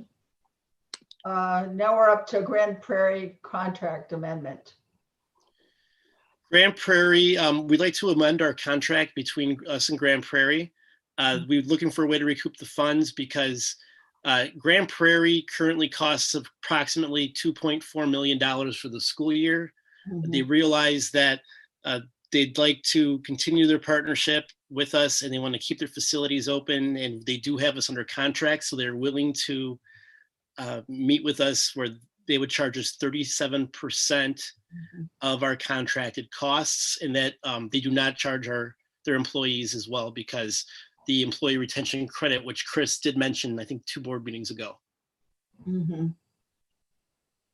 I think that sounds reasonable. It sounds like, it's in line with what other districts have done as well. So I'm fine with that. 6.05, that's discussion of the committee of the whole topics. Art, did you have something you wanted to say? It sounds like we already agreed that we would revisit our return to school plan that evening. So that would be one topic. We had, Janice, you and I had briefly discussed the possibility of doing some work around strategic planning. So I guess I would leave that up to the board in terms of how we want to utilize our time. As we know tonight, I think we spent close to 90 minutes on the return to school plan. So if we just want to focus on one topic, we can do that. Or if we want to try to tackle 2 topics, happy to do so. So looking for direction from the board. I don't think we should get into strategic planning in combination with any of these things. There's too many other things on our minds right now. Any other input from other board members? I think with that, Adele. I mean, this is a huge topic to begin with for us to deal with, so I'd kind of like to stay focused on it. Okay, Randy? I kind of don't want, yeah, this is Randy. I don't want to lose sight of the strategic plan though. I mean, we spent all this time on it. We got a lot of everything. If you look at, our agenda, we linked stuff back to our strategic plan, and I think we need to revisit and talk about it. I don't say I want an in-depth conversation of it. Maybe we need to talk, have a good half an hour discussion, how the strategic plan is working within the current pandemic and stuff like that too. Art, is it possible? I know we talked about it from the standpoint that work is still going on because there's so much overlap between what the plan committees are doing now anyway, Right. and the strategic plan. So maybe that could be an update at our next regular board meeting. So yeah, the idea, the idea for the committee of the whole portion of that would be to update the board in terms of this is the work that we're currently doing with the strategic plan, but then talk about next steps in terms of developing the strategic plan teams and the committees that would be doing subsequent work, even looking at not only advancing but from the new strategic plan, beginning to have conversations about what the new initiatives would look like. Not saying that we're going to implement any new initiatives, but just begin the discussion. So that would have been the nature of the presentation and discussion at the committee of the whole meeting. So that that probably would have been a good hour of time. So that's the context. We absolutely can do an update at a board meeting, but the discussion would have been around what are the next steps for the new strategic plan. Well, and that's exactly what Randy just said. So the question is then, do we take that hour to make sure that we're moving ahead in such a critical area to the district?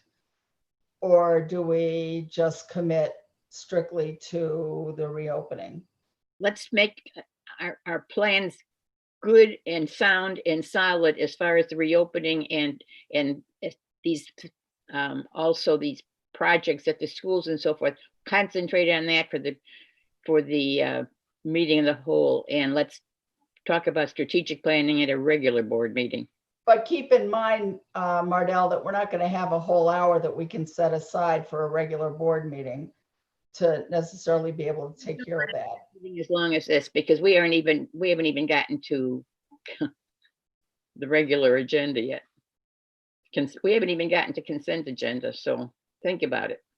Just to confirm, so again, there's no action that's needed from the board about the return to school plan at this point. So the discussion that we've had over the last 90 minutes or so, well, prior to these sections, my viewpoint is I entrust that SLT and all the work they've done, Dr. Fessler, everyone, your progress moving forward. The next meeting of the whole is just a quick update to how we're progressing along everything we discussed today.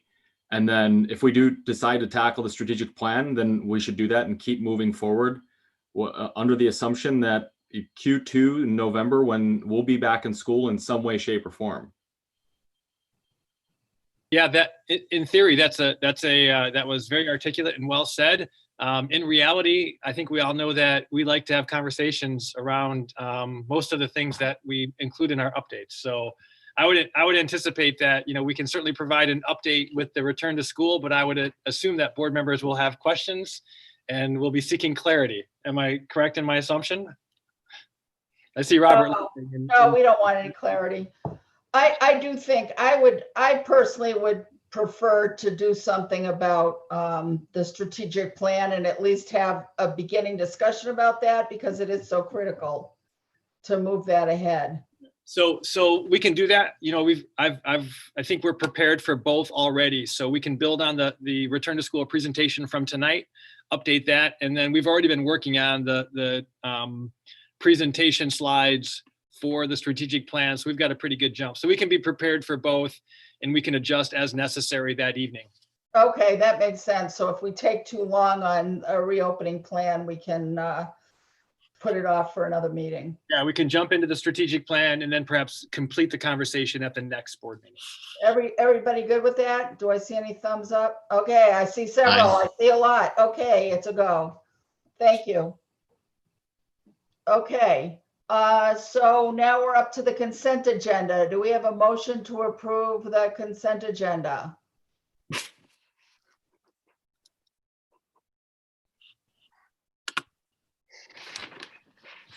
Fine, I'll make the motion to approve the consent agenda, which includes 7.01 approval of minutes of prior meetings, 7.02 disbursements resolution, 7.03 acceptance of financial reports, 7.04 acceptance of recommendations from the Human Resources Report, 7.05 approval to destroy 18-month-old or older closed session recordings. Do we have a second? I will second. All right, roll call, please. Okay, hang on one second. Okay. Garlevich, Aye. Lang, Aye. Mencia, Aye. Petrielli, aye, Reed, Aye. Schumacher, Aye. and Krinsky. Aye. And the motion passes. All right, thank you. Now we're up to 8.0 action items. Janice, can I ask a quick question? So Sure. Ross, we only had like 9 resignations of teachers in August, or sorry, 9 staff resignations. Are you referring to what Dr. Fessler was sharing earlier? No, I was talking about the human resources report from From the consent. yeah. No, well, I mean, this has been an unusual year, so they haven't, they, not in terms of just that total number. There have been other resignations, as you will see on past board agendas, and then we have a couple that have come in that won't go until we believe October, but I think the number's about the same. It's just they're coming in kind of little by little at atypical times. Like we had 2 resignations of certified staff. Right now, we usually don't bring those to a September board meeting. That's pretty atypical this time of school year.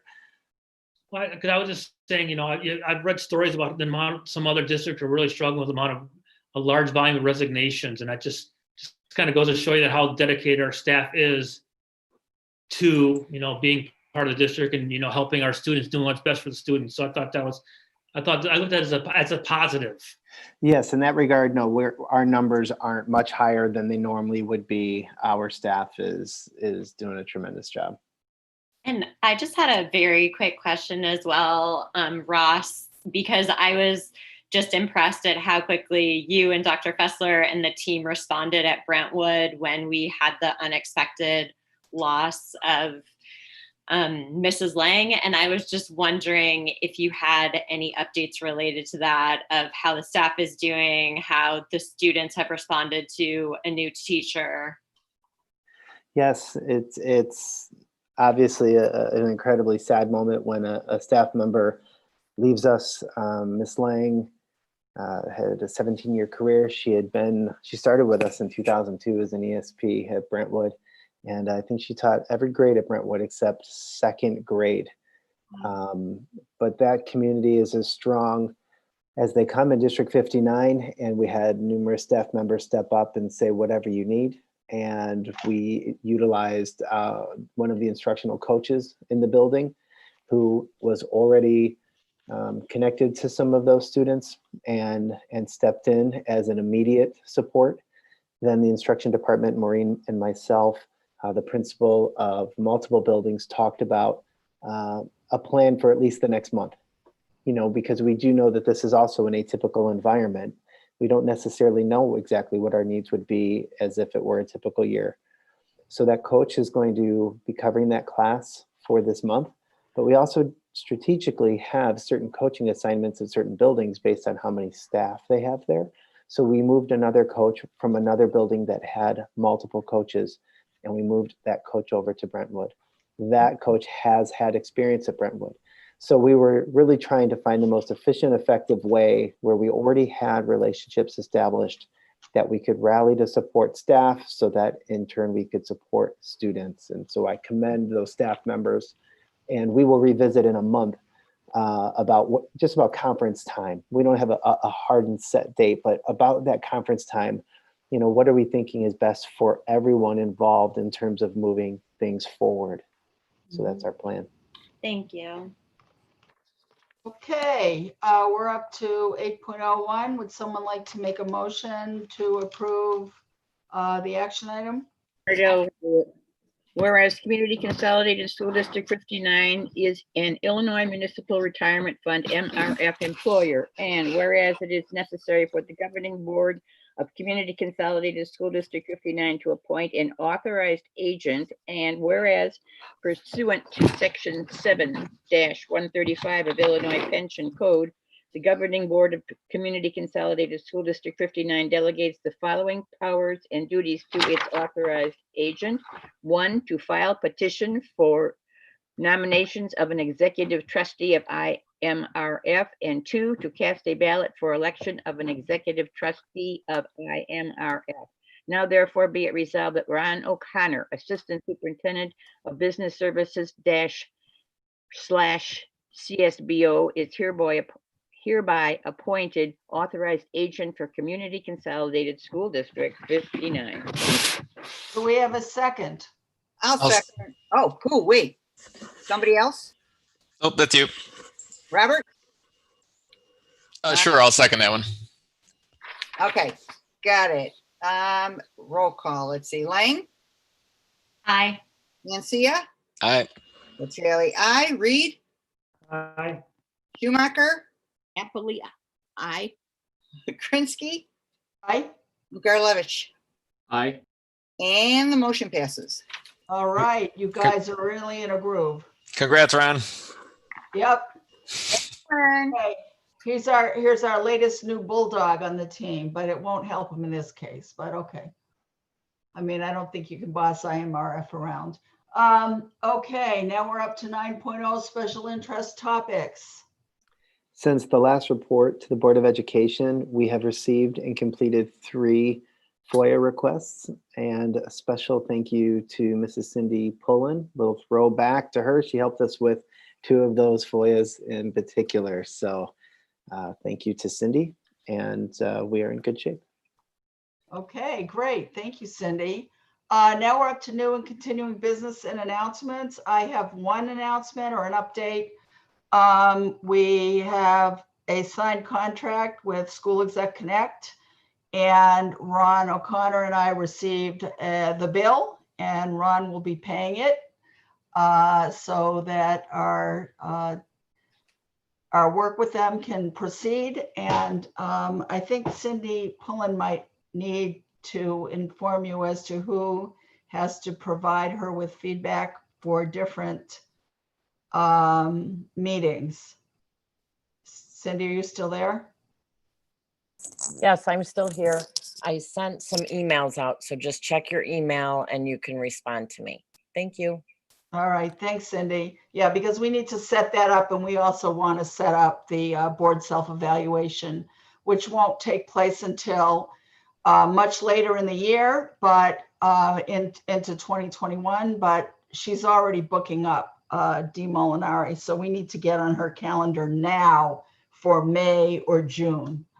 So please do check your calendars and respond appropriately. Do we have any other new or continuing business and announcements? Okay. I can say on a bike ride yesterday, I ran into Kathy Lang. She says hi to everybody. All right.